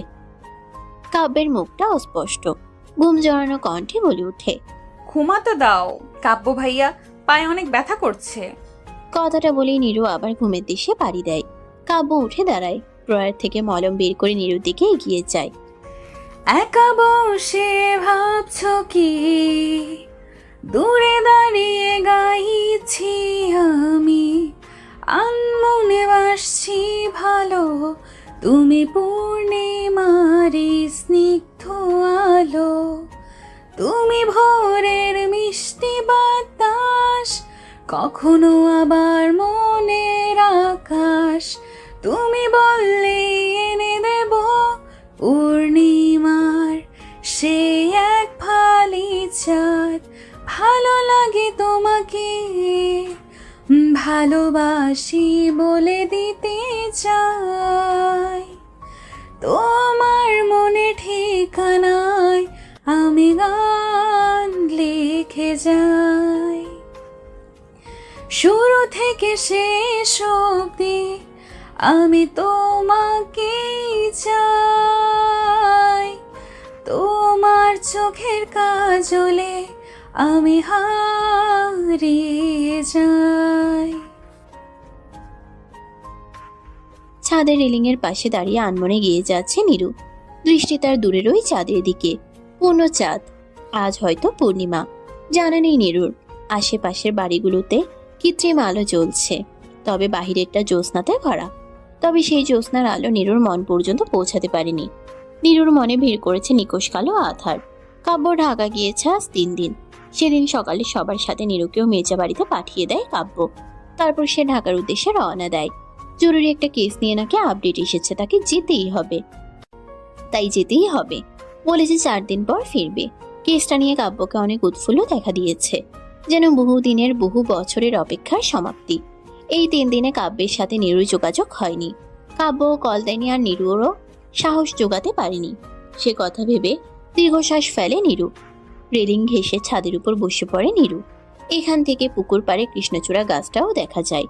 দিনের আলোতে যে ফুল শোভা বর্ধন করে, রাতের অন্ধকারে তা কেমন অদ্ভুত দেখায়, যার ব্যাখ্যা নীরুর কাছে নেই। তবে জিজ্ঞেস করবে কাব্যকে একদিন। সে তো মস্ত বড় উকিল, তিনি নিশ্চয়ই জানবে। নীরু আনমনে হাসে। হুট করে কত কিছু হয়ে গেল এই 1 সপ্তাহে। তার নামের পাশে যুক্ত হলো বিবাহিত শব্দটা। এতে নীরু খুশি, ভীষণ খুশি। তার প্রিয় শ্যামপুরুষ শুধুমাত্র তার। এই ভাবনা মনে আসতে সুখ সুখ অনুভূতি হয়। এখানে কি করিস নীরু? নীরু ঘাড় ফিরিয়ে দেখে কুহু দাঁড়িয়ে। কিছু না, এমনি। কুহু এসে নীরুর পাশে বসে। এমনি নাকি ভাইয়াকে মিস করছিস? নীরু কুহুর দিকে তাকায়। কুহু ঠোঁটে দুষ্টু হাসি। তোর ভাইয়াকে আমি মিস করতে যাব কেন? সে কোন দেশের মহারাজা? নীরুর অভিমানী কথা শুনে কুহু হাসে। কোনো দেশের মহারাজা না হলেও হাজারো নারীর মনের রাজা। ঢং। বুঝি বুঝি, কারো হিংসে হয়েছে। মোটেও না। কথাটা পুরো সম্পূর্ণ করতে পারেনি নীরু। তার আগেই কারো কণ্ঠ শুনতে পায়। ফোন দিতে তোর কতক্ষণ লাগে কুহু? কাব্য ভাইয়া? হ্যাঁ, এটা তো কাব্য ভাইয়ার কণ্ঠ, কিন্তু উনি কিভাবে? নীরুর ভাবনার মাঝেই কুহু নীরুর হাতে ফোন ধরিয়ে দেয়। ভাইয়া নে কথা বল, আমি ওপাশে আছি। কথাটা বলে কুহু ছাদের আরেক দিকে চলে যায়। হ্যালো নীরু। নীরু কাঁপা কাঁপা হাতে ফোনটা কানের পাশে নেয়। তখনই কাব্যের ডাক। একা একা এত রাতে ছাদে কি করছিস নীরু? নীরু চুপ এখনো। 3 দিন পরে এই কণ্ঠ শুনছে নীরু। কণ্ঠনালী কেউ যেন চেপে ধরে রেখেছে, স্বর বের হচ্ছে না। ফুল। নীরু থম খায়, হৃদস্পন্দন বাড়ে তার। কি আছে এই ডাকে? জি। কাব্য মুচকি হাসে। কেমন আছিস? ভালো। আপনি? ভালো আছি। খেয়েছিস রাতে? না। কেন? এমনি। এমনি কেন? জানি না। কাব্যের রাগ হয়। তা করবি কেন? পারিস তো সারাদিন ব্যাঙের মতো লাফাতে। যা খাবার খেয়ে ঘুমা। ফট করে কলটা কেটে দেয় কাব্য। নীরু কল বিচ্ছিন্ন হয়ে যাওয়া ফোনের ডিসপ্লের দিকে তাকিয়ে আছে। লোকটা এমন কেন? পরপরই চোখ ভরে উঠতে চায় নোনা পানিতে। তখনই ফোনে টুং করে একটা আওয়াজ হয়। নীরু স্ক্রিনের দিকে তাকায়, ওপেন করে দেখে জ্যোৎস্নাময় এমন একটা রাত, আমাদের হোপফুল। ফুলের কোলে মাথা রেখে আমি জ্যোৎস্না বিলাস করব। খাবার খেয়ে ঘুমাবি আমার অভিমানী ফুল। নীরু স্ক্রিনের দিকে তাকিয়ে আছে এখনো, শতবার পড়ে ফেলেছে হয়তো। কাব্য ফোনটা সাইডে রেখে দেয়। গতদিন ধরে অনেক ব্যস্ততার মধ্যে ছিল সে। সেই দিন রাতের পর আর তার প্রিয়সীর সাথে কথা বলা হয়নি। সেদিন রাতের কথা মনে করে কাব্য হাসে। মলম নিয়ে কাব্য নীরুর পায়ের কাছে বসে। সেলোয়ারটা পা থেকে একটু উপরে উঠাতে চায় কিন্তু পারে না। চুড়িদার জামারগুলোর সেলোয়ার এমনই হয়। কাব্য বিরক্ত হয়, মেজাজ খিটখিট করে উঠে। বসা থেকে আবার উঠে দাঁড়ায়। ড্রেসিং টেবিলের ড্রয়ার খুলে ছোট একটা কেচি হাতে নেয়। তারপর পুনরায় গিয়ে বসে নীরুর পায়ের কাছে। একটু একটু করে সালোয়ারের চিপা অংশটা কাটতে শুরু করে। সালোয়ারের দুটো হাতায় আড়াআড়িভাবে পর্যাপ্ত পরিমাণ কেটে ক্ষান্ত হয় কাব্য। তারপর হাতে একটু মলম নিয়ে নীরুর পায়ে ম্যাসাজ করতে শুরু করে। প্রথম একটু ঠান্ডা এবং পরবর্তীতে গরম অনুভব হতেই নীরুর ঘুম হালকা হয়, তবে ভাঙে না। ব্যথার জায়গায় আরাম লাগছে এখন। আবেশে আবার ঘুমে তলিয়ে যায়। কাব্য হাসে। মলম লাগানো শেষে কাব্য নীরুর পাশে এসে শুয়ে পড়ে। শান্ত দৃষ্টিতে কিছুক্ষণ নীরুকে দেখে, তারপর গভীর নিদ্রায় চলে যায়। প্রায় ভোরের দিকে কারো ফ্যাচ ফ্যাচ কান্নার শব্দে ঘুম ভেঙে যায় কাব্যের। উঠে দেখে নীরু কাঁদছে। জিজ্ঞেস করার পর উত্তর দেয় ভূত বা জিনে তার সালোয়ার কেটে ফেলেছে। প্রথম দিন থেকে বলছে এ বাড়িতে ভূত আছে। নীরুর কথায় কাব্য হাসে। চুপচাপ ঘুমা, না হলে ভূতকে বলবো তোকে নিয়ে যেতে। আপনি ভূতের সাথে কথা বলেন? বাড়ি আমার, তাহলে বাড়ির ভূতগুলো তো আমারই হবে। আমার পোষা ভূতের সাথে আমি কথা বলতেই পারি। এবার কাদু কাদু হয়ে নীরু জিজ্ঞেস করে, আপনি ভূত পোষেন? কাব্য হাসবে না কাঁদবে বুঝতে পারছে না। নিজের হাসি চেপে রেখে মুখে গাম্ভীর্য এনে নীরুর উদ্দেশ্যে বলে ওঠে, এখন যদি না ঘুমাস তাহলে কিন্তু আমি ভূতগুলোকে আসতে বলবো। কাব্যের কথায় নীরু ভয় পেয়ে যায়। এই জীবনে সে তিন জিনিস প্রচন্ড ভয় পায়, গরু, ভূত আর কাব্যকে। তারপর কোনো কথা না বলে চুপচাপ গুটি সুটি মেরে শুয়ে পড়ে। কাব্য আবারও হাসে। কি সুন্দর সে হাসি। কথা শেষ? কুহুর কথা শুনে নীরু মাথা দুলায়। কুহু নীরুর পাশে এসে বসে আবার। অল্প স্বল্প গল্প করতে করতে অনেকটা সময় কেটে যায়। তুই কাউকে ভালোবাসিস কুহু? কুহু নীরুর দিকে তাকায়, ঠোঁটের কোণে একটা হাসি রেখে বলে ওঠে, সে ভাইয়ের বন্ধু, তার নাম অর্ণব চৌধুরী। তাকে দেখেছিলাম আমি ভাইয়ের জন্মদিনের দিন। তারপর প্রায়শই ভাইয়ের সাথে বাসায় আসতো। আমি তাকে লুকিয়ে চুরিয়ে দেখতাম, তার সাথে কথা বলার বাহানা খুঁজতাম। এভাবেই প্রায় 3 বছর কেটে গেছে। একদিন সাহস জুগিয়ে আমি তাকে প্রপোজ করে ফেলি। তারপর আর কি, যা হবার তাই হয়। অর্ণব ভাইয়া সেদিন আমাকে এড়িয়ে চলে যায়। আজ প্রায় 1.5 বছর তার সাথে কোনো যোগাযোগ নেই, বাড়িতেও আসেন না। ভাইয়ের সাথেও আর কখনো দেখিনি। মাথা নিচু করে কথাটা বলে ওঠে কুহু। আমার কি মনে হয় জানিস নীরু, উনি আমার জন্যই এমন করেছেন। হয়তো ভাইয়ের সাথে তার বন্ধুত্বটা আর নেই। এই কথা মনে হলে আমার খুব কষ্ট হয়। নীরু কুহুর কাঁধে হাত রাখে। কাঁদিস না কুহু, এতে তোর কোনো দোষ নেই। ভালোবাসা কোনো অপরাধ নয়। এইসব নিয়ে একদম চিন্তা করবি না, ঠিক আছে? আমাদের কুহুকে হাসিতেই মানায়। কুহু নীরুর দিকে তাকিয়ে আলতো হাসে। তারপর নীরুকে শক্ত করে জড়িয়ে ধরে। নীরু বুঝে এই পরিস্থিতি। ভালোবাসার মানুষকে না পাওয়ার যন্ত্রণা, কষ্ট, মনের মাঝে হাহাকার। নীরু আলতো হাতে কুহুর মাথায় হাত বুলায়। তুমি আমাকে রিজেক্ট করে ওই গ্রামের মেয়েটাকে বিয়ে করেছো কাব্য? ইউ নো না, I love you so much. নৌসেনের কথার কোনো প্রতিউত্তর দেওয়ার প্রয়োজন বোধ করল না কাব্য। কুরের কাজ শেষ হয়েছে আজ, তাই এক্ষুনি গ্রামে ফিরে যাওয়ার জন্য মনস্থির করেছিল। তার মাঝেই নৌসেনের আগমন। নৌসেন হলো কবির মেজার বন্ধুর মেয়ে। সারাক্ষণই কাব্যের পিছনে পড়ে থাকে, তবে কাব্য তাকে পাত্তাই দেয় না। কি আছে ওই মেয়েটার মাঝে? নৌসেনের কথায় কাব্যের কদম থেমে যায়। শরীর সহ ঘুরে নৌসেনের দিকে তাকায়। তীক্ষ্ণ আর অদ্ভুত সেই চাহনি। সেই চাহনিতে কেমন তা ছিল মেশা। তবে এবারও নৌসেনের কথার কোনো উত্তর দেয়নি। গ্রামে যাবে আমার সাথে? কাব্যের হঠাৎ এই প্রস্তাবে খুশি হয়ে যায় নৌসেন। শিওর হওয়ার জন্য আবার জিজ্ঞেস করে, তুমি কি সত্যি বলছো? অবশ্যই, এমনিতেই 3 দিন পরে আঙ্কেলও যাবে। সো তুমি আমার সাথে আজ চলো, গ্রামটা ঘুরিয়ে দেখাবো তোমাকে। নওশিন খুশিতে আতখান হয়ে যায়। কাব্য কখনো তাকে কোথাও নিয়ে যেতে চায়নি। আজ যখন বলেছে নওশিন তা মিস করতে চায় না, সে কোনো ভাবনা চিন্তা ছাড়াই রাজি হয়ে যায়। কাব্য জানতো নওশিন রাজি হয়ে যাবে, তাই তো আগ বাড়িয়ে এই প্রস্তাব। গাড়ি থেকে এগিয়ে যাচ্ছে কাব্য। ঠোঁটের কোণে তার রহস্যময়ী এক পেশি হাসি। নীরু সকাল থেকে মির্জা বাড়ির দরজায় চক্কর কাটছে। আজ কাব্য ভাইয়া আসবে বলেছে। আজই তো 4 দিন, আজ আসবে তো নাকি কাল, চিন্তা করছে আর হাঁটছে। নীরুকে এইভাবে পাইচারি করতে দেখে কুহু এগিয়ে যায়। ভাবি, কেহ কে? নীরু হকচকিয়ে যায়। আরে আমি কুহু, এত ভয় পেলি কেন? তুই এভাবে কানের কাছে এসে ষাঁড়ের মতো চিল্লালে ভয় পাবো না? আর একটু হলে তো অক্কা চলে যেতাম। আরে যাবি না, এত টেনশন নিস না। বাই দ্য ওয়ে, বারবার মেইন রোডের দিকে তাকাচ্ছিস, কি ব্যাপার? কুহুর কথা শেষ হতে না হতে বাহির থেকে গাড়ির হর্ন বেজে ওঠে। তা শুনতে পেয়ে কুহু নীরুকে বাহু দিয়ে হালকা গুঁতো দিয়ে বলে, ও আচ্ছা, এই ব্যাপার। কুহুকে মুচকে মুচকে হাসতে দেখে লজ্জা পায় নীরু। কুহুকে পাল্টা কিছু বলতে যাবে তখনই বাড়িতে প্রবেশ করে কাব্য। কাব্যকে দেখে কুহু গিয়ে ভাইয়া বলে জড়িয়ে ধরে। কুহুর আওয়াজে সবাই বের হয়ে আসে। নীরুর মুখে মিষ্টি একটা হাসি, তবে সেই হাসি আর বেশিক্ষণ রইল না।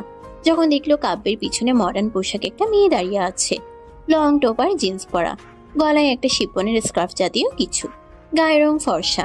মেয়েটাকে এই পোশাকে মানিয়েছে ভালো, কিন্তু কে এই মেয়ে? নীরুর ভাবনার মাঝে কুহু গিয়ে নৌসিনকে জড়িয়ে ধরে। কেমন আছো আপু? এই তো ভালো, তুমি? তোমাকে অনেক সুন্দর লাগছে কুহু। নীরু আর বাকিরা নীরব দর্শক হয়ে দেখছে সব। মেয়েটা কে কাব্য? আমার বন্ধুর মেয়ে নৌসিন। কথাটা বলে ওঠেন কবির মির্জা। সবার উৎসুক চোখ দেখে কাব্য বলে উঠে গ্রাম ঘুরতে এসেছে, অনুষ্ঠান পর্যন্ত এখানেই থাকবে। কাব্যের কথা নীরুর কান অব্দি যায়, তবে স্বাভাবিকভাবেই। কিন্তু কুহুর কথায় মনে এক অজানা ভয় লেগে ওঠে। নৌশিন আপু এমনিতেই অনেক ভালো, তবে ভাইয়ের প্রতি প্রচুর দুর্বল। ভাইয়ের বিয়ে হয়েছে শুনে অনেক কান্না করেছে। আমার কি মনে হয় জানিস, নৌশিন আপু তোকে দেখার জন্যই গ্রামে এসেছে। আপুর থেকে সাবধানে থাকিস। নৌসিন সবার সাথে পরিচিত হয়। এরই মাঝে কাব্য নীরুর হাত ধরে বলে ওঠে, চলো। নীরু পলক্ষীন কাব্যের দিকে চেয়ে আছে। কোথায় যাব? তোর বাড়িতে। বিয়ের পরেও বাপের বাড়িতে থাকবি নাকি? নীরুকে কথা বলার সুযোগ না দিয়েই তার হাত ধরে টেনে নিয়ে যায়। আমার জন্য 1 গ্লাস তেঁতুলের শরবত বানিয়ে নিয়ে আয়। ক্লান্ত শরীরটা ড্রয়িং রুমের সোফায় এলিয়ে দিতে দিতে কথাটা বলে ওঠে কাব্য। কাব্যের ক্লান্ত মুখের দিকে চেয়ে নীরু তাড়াতাড়ি কিচেনে চলে যায়। তারপর ঠান্ডা ঠান্ডা তেঁতুলের শরবত এনে কাব্যকে দেয়। কাব্য এক মুহূর্ত সময় ব্যয় না করেই তা পান করতে শুরু করে। পুরো শরবতটুকু শেষ করে নীরুর হাতে গ্লাসটা ধরিয়ে দেয়। আর খাবেন? না। নীরু খালি গ্লাস নিয়ে কিচেনের দিকে চলে যায়। নীরুর যাওয়ার পানে কাব্য তাকিয়ে মৃদু হেসে ওঠে। বিছানা ঝাড়ু দিচ্ছে নীরু, বালিশগুলো ঠিক করে রেখে শুয়ে পড়ে। তার কিছুক্ষণ পরে কাব্য এসে পাশের বালিশে শুয়ে পড়ে। নীরু এক চোখ খুলে কাব্যের দিকে তাকায়। উদ্দেশ্য কাব্য কি করছে দেখা। কানা চোখে তাকিয়ে সাথে সাথেই চোখ খিচে বন্ধ করে ফেলে, কারণ কাব্য তার দিকেই তাকিয়েছিল। কাব্য মুচকি হাসে। নীরুর কাছে এগিয়ে যায় কাব্য, মাথাটা নিচু করে নীরুর কানে লো ভয়েসে বলে, দেখার হলে এমনিতেই দেখ, এত লুকোচুরির কি আছে? I am your husband now, so যেভাবে খুশি সেভাবে দেখতে পারিস। কথাটা বলে নীরুর কানে ঠোঁট ছুঁয়ে দেয়। নীরুর ছোট্ট কায়া কেঁপে ওঠে, লজ্জায় চোখ মেলতে পারছে না। এইভাবে ধরা পড়ে যাবে ভাবিনি। কাব্য নীরুর কপালের উপর পড়ে থাকা চুলগুলো সরিয়ে শব্দ করে চুমু খায়। নীরুর চোখ মেলে তাকায় কাব্যের দিকে। কাব্য নরম চোখে তাকিয়ে আছে নীরুর দিকে। দুজনেই চোখাচোখি হয়, তবে কেউই চোখ সরিয়ে নেয় না। অপলক দৃষ্টিতে তাকিয়ে থাকে একে অপরের দিকে। নীরুর চাহনি আবেগে ভরা। কাব্য নীরুর চাহনি দেখে হাসে, যে হাসির কোনো চিহ্ন নেই। পরপরই 2 হাত দিয়ে নীরুকে নিজের বুকে টেনে নেয়। মাথায় হাত বুলিয়ে দিতে দিতে বলে উঠে, ঘুমা। জানেন কাব্য, আপনার বুকটাই আমার সবচেয়ে নিরাপদ জায়গা। মনে হচ্ছে এই বুকে আমি আজীবন মাথা রাখতে চাই, মরণ পর্যন্ত। নীরুর কাব্যের জন্য কফি নিয়ে উপরে যাচ্ছিল, তখনই কলিং বেল বেজে উঠে। কফিটা ডাইনিং এ রেখে নীরু দরজা খুলতে চায়। দরজা খুলে সামনে কুহুকে দেখে খুশি হয়ে যায় নীরু। তখনই নৌসিন আর কবির মির্জা কুহুর পাশে এসে দাঁড়ায়। নীরু জায়গা করে দিয়ে সবাইকে তারা তিনজন ভেতরে ঢুকে। নীরু, আমার কফি কই? উস্কো খুস্কো চুল, ফোলা গাল, গায়ের পোশাকের ভাগ কুচকানো, দেখেই মনে হচ্ছে ঘুম থেকে উঠেছে। মুখ ধোয়ার কারণে সামনের চুলগুলো ভিজে কপালে লেপটে আছে। ধপধপ সিঁড়ি ডিঙিয়ে নিচে নামে। ড্রয়িং রুমে সবাইকে দেখে বলে, গুড মর্নিং। সবাই তাকে গুড মর্নিং জানায়। নীরু এরই মাঝে সবার জন্য কফি আর হালকা নাস্তা নিয়ে হাজির। কবির মির্জা নীরুর মাথায় হাত বুলিয়ে দেন। লক্ষ্মী মেয়ে আমার। নীরু হাসে। নৌসিন কিছুই বলছে না, সে বসে বসে দেখছে সব। আপু তোমার কপি। নৌসিন তাকায় নীরুর দিকে। কি মায়াবী এক মুখ, চোখে মুখে মায়া উপচে পড়ছে। হয়তো এই জন্য কাব্য না আর ভাবতে পারছে না। এতটা বছর ধরে সে কাব্যকে ভালোবেসে গেল, কিন্তু কাব্য বুঝেও না বুঝার ভান ধরেছিল। খারাপ লাগে নৌসিনের। নৌসিন সেই কফি নেয় না। রাগ আসছে নীরুর উপর। নীরু নিশ্চয় ওখান থেকে সরে গিয়ে কুহুর পাশে বসে। কাব্য পূর্ণ দৃষ্টিতে দেখলো সব। সবাই রেডি হয়ে নাও, সবাইকে নিয়ে শপিং এ যাব। সবার কেনাকাটা বাকি আছে। আমি মেজো আম্মুকে কল করে জানিয়ে দিয়েছি, ওনারা পৌঁছে যাবেন। কাব্যের কথায় কুহু খুশি হয়ে যায়। ভাইয়া, আমরা তো রেডি আছি, ভাবিকে বলো রেডি হয়ে আসতে। সবার সামনে কুহু নীরুকে ভাবি ডাকায়। নীরু অপ্রস্তুত হয়ে পড়ে, লজ্জা পায়। কুহুর ডাক শুনে কাব্য বেশ মজা পায়। নীরু কাব্যের দিকে তাকায়, দেখে কাব্যও তাকিয়ে আছে। আমি রেডি হয়ে আসি। নীরু লজ্জা পেয়ে চলে যেতে কাব্য তখন নীরুর দিকে তাকিয়ে এক চিলতে হাসি হাসে। তারপর নিজেও অনুসরণ করে নীরুকে। কাব্যের চলে যাওয়ার পানে নৌসিন তাকিয়ে। তার কি খারাপ লাগছে না? লাগছে তো। মনে মনে ফুঁসে উঠে কিছুটা। ভাবি ডাক শুনে এত লজ্জা পাচ্ছিস কেন? নীরু কাবার থেকে জামা নিচ্ছিল। এখানে বেশ কয়েকটা জামা আছে। কাব্য বলেছিল এগুলো তার জন্য। নীরু সেদিন খুশি হয়েছিল। কাব্যের এহেন কথা নীরু কাবার থেকে সরে কাব্যের দিকে তাকায়। কাব্যের চোখে দুষ্টুমির রেখা। নীরু কাব্যের চোখ এড়িয়ে চলে যেতে চায়, কিন্তু গাল লাল হয়ে ওঠে। কাব্য আবার দুষ্টু হেসে বলে, ভাবি মানে তো কাব্যের নিজের মানুষ, তাই না? এবার নীরু আর কিছু বলতে না পেরে গম্ভীর মুখ করে দাঁড়িয়ে থাকে, কিন্তু ভেতরে ভেতরে হৃদস্পন্দন বেড়ে যায়। কাব্য চুপচাপ নীরুর পাশে দাঁড়িয়ে নরম স্বরে বলে, যদি ভাবি ডাকেই লজ্জা পাস তাহলে আমাকে সামলাবি কিভাবে? কথাটা শুনে নীরু আরো লজ্জায় মাথা নিচু করে। গাল লাল হয়ে গেছে। হাতের আঙ্গুল নিয়ে খেলা করতে থাকে। সে আস্তে বলে, সবসময় আপনি এমন মজা করেন কেন? কাব্য কাছে এসে ধীরে ধীরে নীরুর মুখটা তুলে নেয়। কারণ লজ্জা পেলে তোকে সবচেয়ে সুন্দর দেখায়। নীরু চোখ ফিরিয়ে নিতে চাইলেও পারল না। বুকের ভেতর ধকধক শুরু হয়ে গেল। নীরুর অস্থিরতা অস্বস্তি দেখে কাব্য, যা রেডি হয়ে আয়, সবাই ওয়েট করছে। নীরু যেন হাফ ছেড়ে বাঁচল। এতক্ষণ তো নিঃশ্বাস বন্ধ হয়ে যাওয়ার উপক্রম হয়েছিল। জামা নিয়ে এক দৌড়ে ওয়াশরুমে ঢুকে পড়ে নীরু। তা দেখে কাব্য ক্ষীণ হাসে। পাগলি একটা। শপিং মলে সবাই যে যার মতো করে শপিং করছে। রুহি আর কুহু মল ঘুরছে আর ছবি তুলছে। নৌসিন এটা ওটা পছন্দ করে ট্রায়াল দিচ্ছে বারবার। বাকিরা সবাই একসাথে। নীরু তাদের দিকে যেতে শুরু করলে কাব্য তার হাত ধরে ফেলে।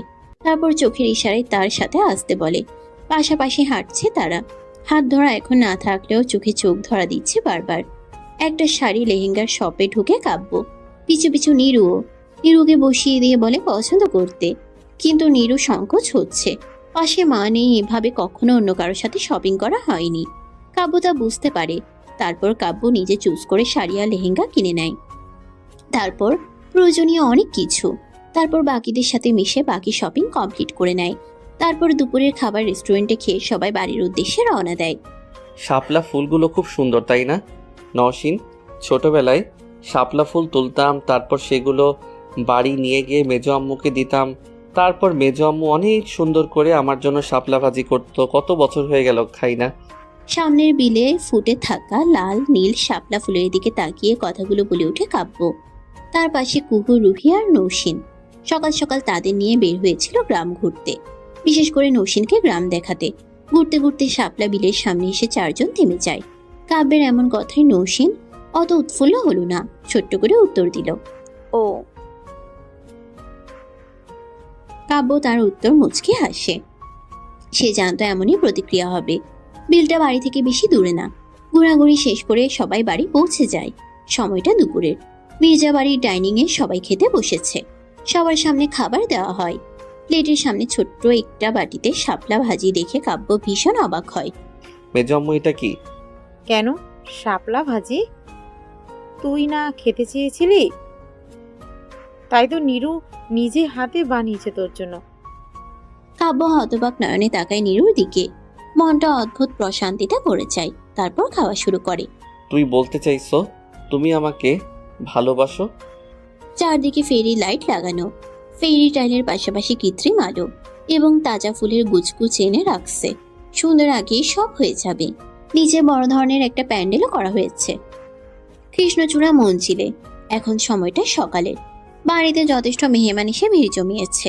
ছাদেও কিছু ফেরি লাইট লাগানো হয়েছে। অনেক লোক বাগানের সামনের ফাঁকা অংশে সাজসজ্জায় ব্যস্ত।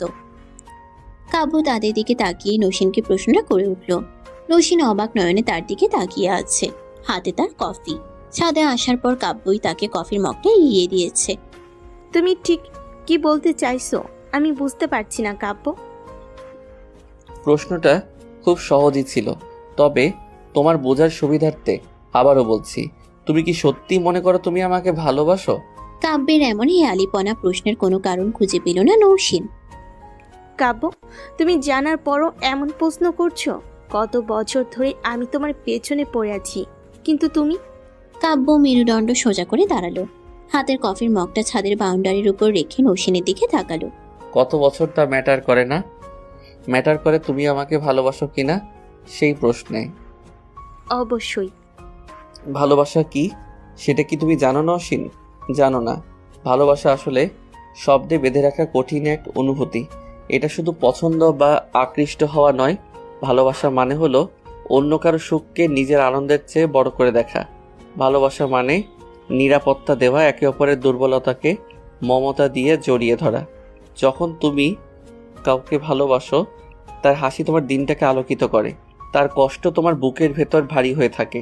কখনো সেটা নিঃশব্দে যত্ন নেওয়া, কখনো একসাথে পথ চলার প্রতিশ্রুতি। আরও গভীরে গেলে ভালোবাসা হলো এক ধরনের ইমানের মতো, যেখানে তুমি ভরসা করো, বিশ্বাস করো, তুমি নিজেকে ছোট করে হলেও সেই মানুষ বা সম্পর্ককে বড় করো। তাই ভালোবাসা শুধু আমি তোমাকে চাই নয়, ভালোবাসা আসলে হলো তুমি ভালো থাকলে আমি পূর্ণ, এই নীরব প্রার্থনা। আমি কি তোমার ভালো চাই না? অবশ্যই তুমি আমার ভালো চাও, তবে সেটাকে আমি ভালোবাসা বলে বিবেচনা করতে পারছি না। তুমি নিজেই একটা চিন্তা করো, তোমার মনের গভীর থেকে তুমি কি আমাকে সত্যি ভালোবাসো কিনা?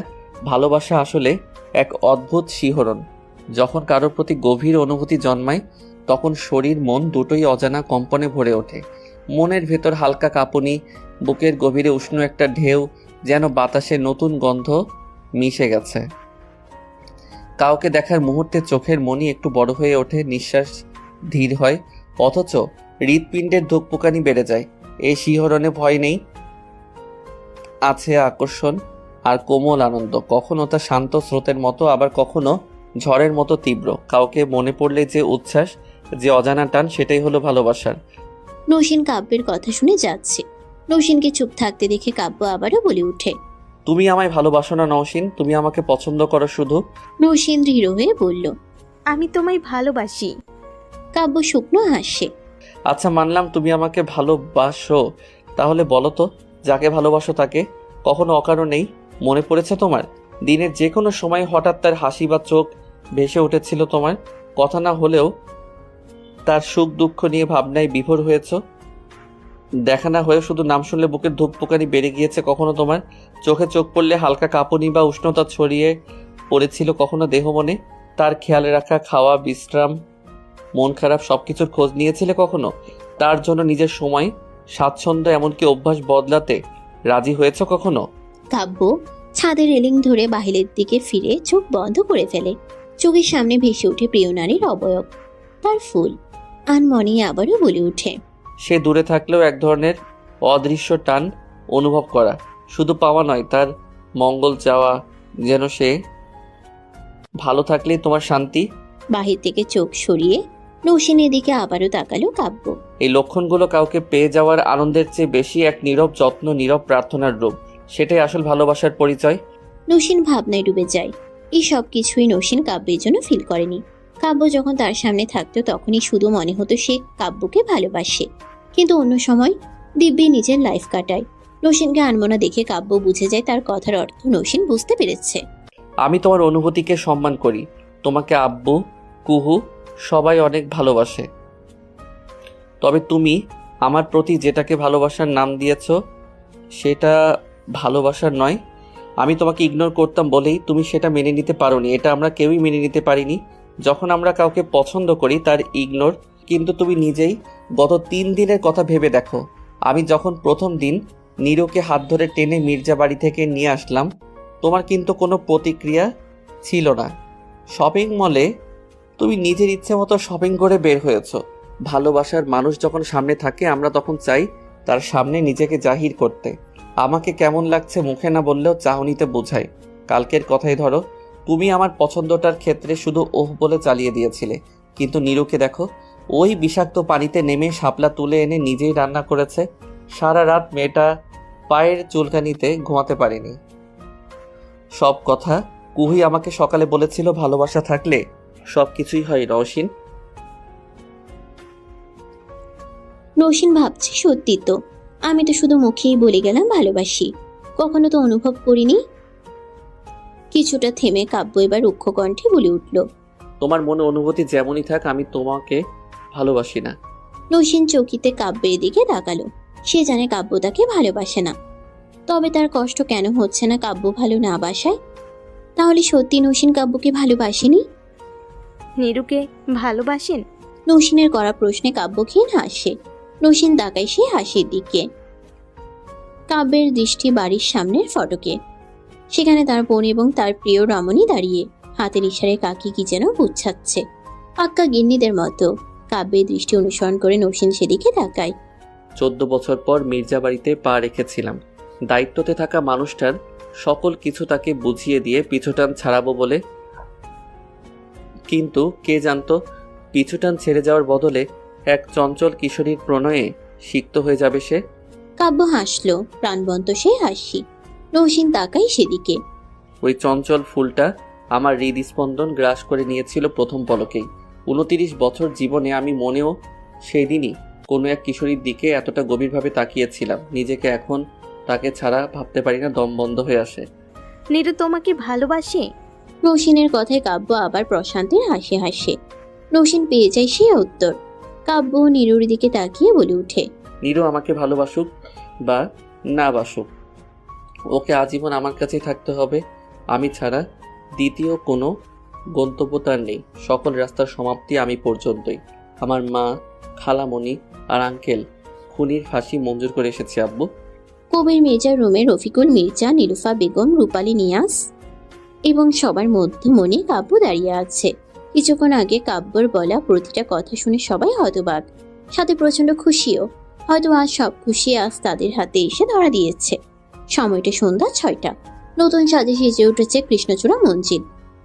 ফেরি লাইটের নিয়ন আলোয় চারদিকে সৌন্দর্য দ্বিগুণ বেড়ে গেছে। সবাই যে যার রুমে তৈরি হতে ব্যস্ত। কিছুক্ষণ পরেই সব আয়োজন শুরু হবে। সে মুহূর্তে জরুরি তলবে কাব্য বড়দের সবাইকে কবির মির্জার ঘরে ডেকে পাঠিয়েছে। এক এক করে সবাই কক্ষে প্রবেশ করে অবাক। তারপর কক্ষের দরজা চাপিয়ে দেওয়া হলো। তুই সত্যি বলছিস কাব্য? চোখের কোণে পানির কবির মির্জার। কাব্য ক্ষীণ হাসে। এই বিষয়ে আমি মিথ্যা বলতে পারি আব্বু? কবির মির্জা ছেলেকে জড়িয়ে ধরে। আমার কাকলি ন্যায় বিচার পেয়েছে এতগুলো বছর পর, কিন্তু কিভাবে কি কাব্য? কবির মির্জার করা প্রশ্নে সবাই উৎসুক। উপস্থিত সবার চোখে একই প্রশ্ন। কাব্য সবাইকে বুঝতে বলে নিজেও বসে। যখন মা মারা যায় তখন আমার বোঝার মতো অত বয়স ছিল, কিন্তু যখন একটু বড় হলাম মায়ার প্রতিটা কথার মর্ম বুঝতে পেরেছি। অনার্সের প্রথম বর্ষে থাকাকালীন আমি এই তদন্ত শুরু করি। অনেক বছর ধরে অনেক কাঠখড় পুড়িয়ে এভিডেন্স জোগাড় করি। রাহাত আঙ্কেলের চাচা এটা জানতে পেরে আমাকে অনেকবার মারারও ট্রাই করে, তবে ভাগ্য আমার সহায় ছিল। গত বছরের শেষের দিকে কেসটা আমি আবার আদালতে তুলি, তবে এত বছরের পুরনো কেস বিধায় কেউ তেমন আগ্রহ দেখায়নি। কিন্তু আমি হাল ছেড়ে দেইনি। যে আমার মা, খালামণি, রাহাত আঙ্কেল এবং খালামণি শাশুড়িকে মেরে ফেলেছে শুধুমাত্র কিছু সম্পত্তির লোভে, যার জন্য আমি মায়ের আদর ভালোবাসা থেকে বঞ্চিত হয়েছি। আমার বাবা তার প্রিয় মানুষ হারিয়েছে, যার জন্য আমার ফুল এতিম হয়েছে। তাকে কিভাবে ছেড়ে দেই বলো? মনে আছে তোমাদের গত সপ্তাহে আমি ঢাকা গিয়েছিলাম? তার আগের দিন যখন আমরা গ্রাম ঘুরতে বের হয়েছিলাম, আমার অ্যাসিস্ট্যান্ট ফোন দিয়েছিল। আমাদের কেসটার আসলে এভিডেন্স আমরা সেদিন পাই, তাই আমি দ্রুত ঢাকার উদ্দেশ্যে বের হয়ে যাই। কি এভিডেন্স? যে খালামণিদের গাড়ি অ্যাক্সিডেন্ট করিয়েছিল এবং আম্মুকে গুলি মেরেছিল তার সন্ধান আমরা পাই। তারপর তাকে ধরে নিয়ে আর জবানবন্দি নেই, তাকে আদালতে পেশ করি। সব তথ্য পেয়ে কোর্ট ওই খুনিকে ফাঁসির সাজা শোনায়। সবাই কাব্যের দিকে তাকিয়ে আছে। নিয়াজ, কবির, রফিকুল গিয়ে কাব্যকে জড়িয়ে ধরে। সবার চোখে পানি। নীলুফা বেগম কাব্যের মাথায় দুয়ার হাত বুলিয়ে দেন। আল্লাহ যেন এমন সন্তান সবাইকে দেয়। ন্যায় বিচার দেরি হলেও তা একদিন প্রতিষ্ঠিত হবেই। কাব্যের কক্ষে উপস্থিত কুহু, রুহি এবং নৌসেন, আর তাদের মধ্যমণি নীরু। মূলত নীরুকেই তৈরি করেছে তিনজন মিলে। সব সাজগোজ কমপ্লিট করে নীরুকে এনে আয়নার সামনে দাঁড় করিয়ে দেয় তিনজন মিলে। Baby pink silk sari, rose gold sequin কাজ, খোপায় বেলি ফুলের ছোট্ট গুচ্ছ, মাথায় শাড়ির সাথে ম্যাচিং করে ওড়না দেওয়া, পায়ে হাই হিল, মুখে হালকা সাজ। এতেই তাকে অসম্ভব সুন্দর লাগছে। আয়নার সামনে দাঁড়িয়ে বুকের ভেতর কাঁপন অনুভব করে নীরু। নিজেকে নিজেই চিনতে পারছে না। তখন নীরুর পটাপট কিছু ছবি তুলে কাব্যের ফোনে সেন্ড করে কুহু। তারপর নীরুকে নিয়ে নিচে আসে তারা। বাড়ির ড্রয়িং রুমটা অনেক সুন্দর করে সাজানো। বাড়ির বড়রা সবাই এসে নীরুর অনেক প্রশংসা করে। নীলুফা বেগম নীরুর মাথায় হাত বুলিয়ে দেন, বুকে জড়িয়ে নেন। নীরুকে নিয়ে যাওয়া হলো স্টেজের ওখানে। নীরুকে বসিয়ে দিয়ে তার পাশে কুহু, রুহি বসে পড়ে। তবে নীরুর এইসবে মন নেই। নীরুর চোখ শুধু খুঁজে যাচ্ছে তার স্বামী নামক শ্যাম পুরুষকে। চারপাশে চোখ ঘুরিয়ে ঘুরিয়ে দেখছে সে। তখনই আগমন কাব্যের। ব্ল্যাক কালারের স্যুট, কালো লেদারের জুতো, পুরাই জেন্টলম্যান সেজে হাজির হয়েছে। নীরু তাকিয়ে আছে সেদিকে। কিছুক্ষণ তাকিয়ে চোখ নামিয়ে নেয়। কাব্যকে এনে তার পাশে বসিয়ে দেওয়া হয়। তারপর ঘোষণা করা হয় তাদের বিয়ের কথা। ব্যালকনির গ্রিলের ফাঁক ঘোলে কৃষ্ণচূড়ার লাল পাপড়ি ঘরে ঢুকে পড়ছে। বাতাসে হালকা গন্ধ ছড়িয়ে দিচ্ছে। দূরে কারো ঘুঙুরের মতো শব্দ। আসলে হাওয়ার সাথে কৃষ্ণচূড়ার পাতা নড়ছে। যেন তাদের প্রথম রাতের জন্য প্রকৃতি নিজেই সুর তুলেছে। ব্যালকনির গ্রিল ধরে দাঁড়িয়ে আছে নীরু। অনুষ্ঠান শেষ হয়েছে অনেক আগেই। শাড়ি পাল্টে এখানে এসে দাঁড়িয়েছে, চোখ তার কৃষ্ণচূড়া গাছের দিকে। কাব্য দরজার পাশে দাঁড়িয়ে কিছুক্ষণ নীরুকে দেখল। গায়ে তার লাল রঙের একটা শিপনের শাড়ি। কাব্যই রেখেছে এই শাড়ি তার ফুলের জন্য। লাল শাড়িতে নীরু যেন কৃষ্ণচূড়ার লালাভ ছায়ার মাঝে কালো রেখা। তার মুখের লাজুক হাসি কাব্যের বুকের সব কাঁপন খুলে দিচ্ছে। ধীরে ধীরে এগিয়ে এসে কাব্য ফিসফিস করে বলল, ফুল। শব্দটা এমন কোমল যে ঘরের বাতাসও থমকে গেল। নীরু পিছন ফিরে তাকাতে পারে না। কাব্যের নিঃশ্বাস আশ্রে পড়ছে নীরুর কাঁধে। নীরুর বুকের ভেতর হৃদযন্ত্রটা ধ্রিম ধ্রিম করছে, শরীরের কাঁপুনি দিয়ে উঠছে। কাব্য হাসলো। এক মোটা কৃষ্ণচূড়া ফুলের গুচ্ছা তুলে নিয়ে তার হাতের উপর রাখলো। এই কৃষ্ণচূড়ার মতোই তোর জন্য আমার প্রতিটা দিন লাল হয়ে ফুটে ওঠে। তুই আমার জীবনের সেই ফুল যার গন্ধে পুরো পৃথিবীকে নতুন লাগে। নীরু হালকা শ্বাস ফেললো। পাপড়ে গায়ে ছুঁয়ে গেল। কাব্য আবারও ফিসফিস করলো, ফুল, আমার জীবনের প্রথম কবিতা তুই। নীরু অবাক হয় কাব্যের এমন ব্যাকুল করা কথায়। কাব্য তো সেদিন বলেছিল সে নীরুকে ভালোবাসে না, তাহলে আজ কি হলো? নীরু ভাবনার মাঝেই কাব্য নীরুকে তার দিকে ফিরায়। খসখসে পুরুষালী হাতে আগলে ধরে নীরুর গাল। জানিস নীরু, তুই আর আমি হলাম কৃষ্ণচূড়া ফুলের মতো। দিনের আলোয় কৃষ্ণচূড়া ফুল যেমন চারদিক রাঙিয়ে তোলে, সৌন্দর্য শোভা ছড়িয়ে দেয়, আর রাতে এর ফুলগুলো কৃষ্ণগহ্বরের মতো কালো হয়ে যায়, যা দিনের বেলায় তার রূপের ভিন্নতা প্রকাশ করে। নীরু প্রশ্নবোধক হয়ে কাব্যের দিকে তাকিয়ে আছে।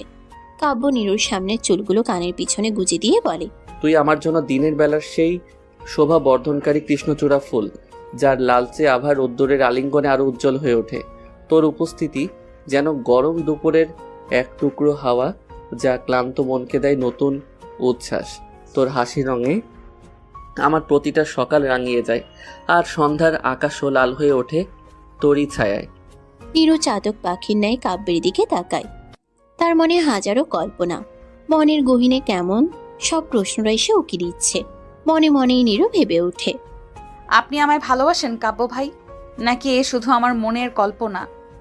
রোদে শুকানো চিঠির ভাঁজে জমে থাকা অকথিত কিছু শব্দের মতো?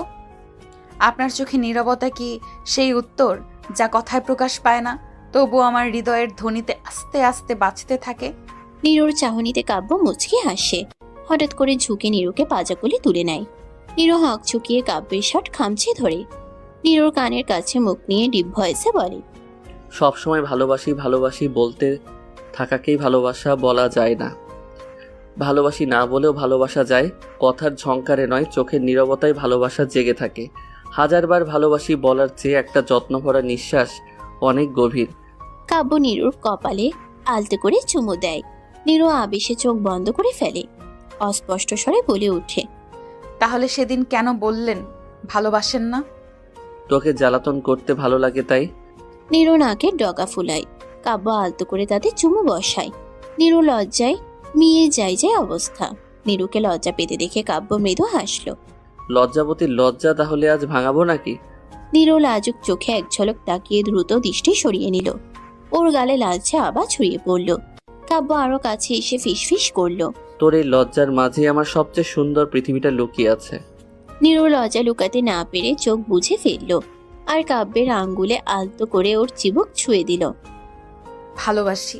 নীরুর হঠাৎ ছোট্ট এই কথায় কাব্যের বুক কেঁপে ওঠে। শীতল জলের ধারা বয়ে যায় হৃদয় জুড়ে।